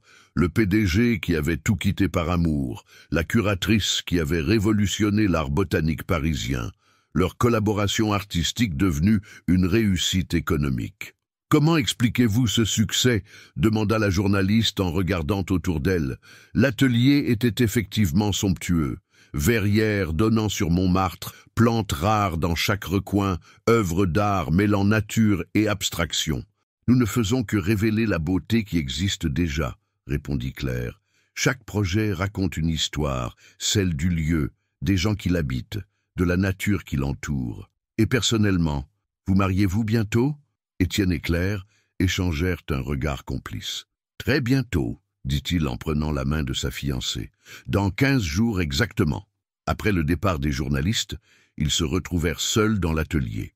Claire s'affairait à ranger les derniers détails quand Étienne l'enlaça par derrière. « Vous êtes nerveuse ?» murmura-t-il contre son oreille. « Pour l'exposition ou pour le mariage ?»« Les deux. » Claire se retourna dans ses bras. « Pour l'exposition, non. Pour le mariage. » Elle sourit. « Un peu, c'est normal, non ?» Étienne caressa ses cheveux châtains, qu'elle portait maintenant plus longs. « Vous savez que nous n'avons pas besoin de cette cérémonie pour nous prouver notre amour ? Je sais. Mais j'ai envie de danser avec vous devant tout le monde, de rattraper toutes ces danses que nous avons manquées. » Il rit doucement. Depuis qu'ils étaient ensemble, Claire avait retrouvé cette spontanéité, cette joie de vivre qui l'avait séduite enfant. Et lui, libéré des contraintes familiales, redécouvrait le plaisir de l'imprévu. « Au fait, » dit-elle en se détachant de lui, « j'ai reçu une lettre aujourd'hui, de votre père. » Étienne fronça les sourcils. « Mon père, que voulait-il » Claire sortit une enveloppe de son sac. « Lisez. Mademoiselle Dumas, je vous écris ces mots avec difficulté, car l'orgueil a toujours été mon défaut principal. Mais les mois qui viennent de s'écouler m'ont donné à réfléchir. J'ai vu mon fils rayonner de bonheur comme jamais auparavant. J'ai lu les articles sur votre entreprise commune, vu les photos de vos réalisations. Force est de constater que vous avez réussi là où j'ai échoué. Vous avez révélé le meilleur d'Étienne. Je ne vous demande pas de me pardonner mes actes passés. Je vous demande simplement d'accepter que je puisse assister à votre mariage. En père qui a appris, tardivement mais sincèrement, à respecter les choix de son fils. Si vous acceptez, sachez que vous trouverez en moi non pas un adversaire, mais un allié, et peut-être, un jour, un père reconnaissant. Philippe Moreau PS. Votre mère m'a écrit pour me rappeler combien Élisabeth tenait à cette union. Elle avait raison, comme toujours. Étienne termina la lecture, visiblement ému. Il a écrit à votre mère ? Apparemment. Claire sourit. Maman m'a dit qu'elle lui avait envoyé une de ses lettres dont elle a le secret. Vous savez, le genre qui fait culpabiliser les gens en toute bienveillance. Et que répondez-vous ? Claire réfléchit. La colère était passée, remplacée par une compréhension plus mature des rapports familiaux complexes. Que nous serions honorés de sa présence, à condition qu'il promette de ne pas porter de costume noir. C'est un mariage joyeux, pas des funérailles. Étienne éclata de rire et la fit tournoyer dans ses bras. « Je vous aime, Claire Dumas. »« Ah, moi aussi je vous aime. » Étienne Moreau. Villeneuve-sur-Lot, 15 jours plus tard. La petite église de Villeneuve-sur-Lot n'avait jamais connu pareille affluence. Tout le village était venu assister au mariage de la petite Claire avec le jeune Moreau. Dans les jardins de l'ancienne propriété d'Élisabeth, reconvertie pour l'occasion en lieu de réception, les invités admiraient les décorations florales créées par Claire elle-même. Marie Dumas, resplendissante dans sa robe bleu marine, essuyait des larmes de bonheur en voyant sa fille dans sa robe de mariée. La création, signée d'un jeune créateur bordelais, mêlait dentelles anciennes et broderies de fleurs, dans un style à la fois classique et moderne qui convenait parfaitement à Claire. Philippe Moreau, fidèle à sa promesse, portait un costume gris-perle au lieu du noir habituel. Il conversait avec Thomas et Sophie Beaumont, impressionnés malgré lui par l'intelligence et la passion de ces jeunes gens. « Vous savez, disait Thomas, votre fils et Claire forment vraiment une équipe exceptionnelle. Leurs jardins de Rouen sont devenus une référence en Europe. Je commence à m'en rendre compte, admit Philippe. J'ai peut-être eu tort de sous-estimer certaines choses. » Dans la petite sacristie, Claire faisait les derniers ajustements à sa toilette quand on frappa à la porte. « Entrez !» Étienne apparut, élégant dans son costume crème et sa cravate couleur champagne. Traditionnellement, ils n'étaient pas censés se voir avant la cérémonie, mais ils avaient décidé d'ignorer cette superstition. Vous êtes éblouissante, murmura-t-il en s'approchant. Vous n'êtes pas mal non plus. Claire ajusta sa cravate avec un sourire tendre. Prêt? Prêt. Et vous? Elle regarda par la petite fenêtre les jardins où leurs invités les attendaient. Au loin, elle apercevait la roseraie où elle avait dansé sous l'orage 25 ans plus tôt. Depuis toujours, répondit-elle. La cérémonie fut simple et émouvante. Quand le maire prononça les mots traditionnels, Claire et Étienne n'avaient Dieu que l'un pour l'autre. Leurs vœux qu'ils avaient écrits ensemble parlaient de seconde chance, de pardon, de l'amour qui grandit avec le temps comme une plante bien soignée. Au moment de l'échange des alliances, Étienne murmura « Cette fois, je choisis de danser sous l'orage. » Claire sourit à travers ses larmes. « Et moi, je choisis de vous faire confiance, pour toujours. » Quand ils s'embrassèrent, scellant leur union, les cloches de l'église sonnèrent à toute volée. Les pétales de rose que les invités lancèrent créèrent un nuage parfumé autour d'eux, comme un présage de bonheur. La soirée se prolongea tard dans les jardins. Claire et Étienne ouvrirent le bal sur « La vie en rose ». Mais c'est quand l'orchestre joua un air de valse qu'ils furent vraiment émus, car c'était la musique que Joséphine de Beauharnais faisait jouer dans ses jardins de Malmaison. « Savez-vous ce que je souhaite ?» dit Claire en dansant dans les bras de son mari. « Dites-moi. »« Oh, que notre amour soit comme ces jardins, qu'il grandisse chaque année, qu'il se bonifie avec le temps, qu'il résiste aux orages et refleurisse à chaque printemps. » Étienne resserra son étreinte. C'est exactement ce que souhaitait grand-mère Élisabeth. Elle nous regardait avec ses yeux de cœur. Ils dansèrent jusqu'à l'aube, entourés de leurs proches, dans ces jardins témoins de leur histoire. Et quand le soleil se leva sur Villeneuve-sur-Lot, Claire et Étienne Moreau commençaient leur nouvelle vie, enfin réunis après tant d'années d'attente. Au-dessus d'eux, dans un ciel déjà bleu, quelques nuages blancs passaient paresseusement. Mais cette fois, ils n'annonçaient pas d'orage, juste la promesse d'une belle journée et de toutes celles qui suivraient. Car l'amour véritable, comme les plus belles roses, ne craint ni le temps ni les intempéries. Il ne fait que s'épanouir, saison après saison, dans le jardin du cœur.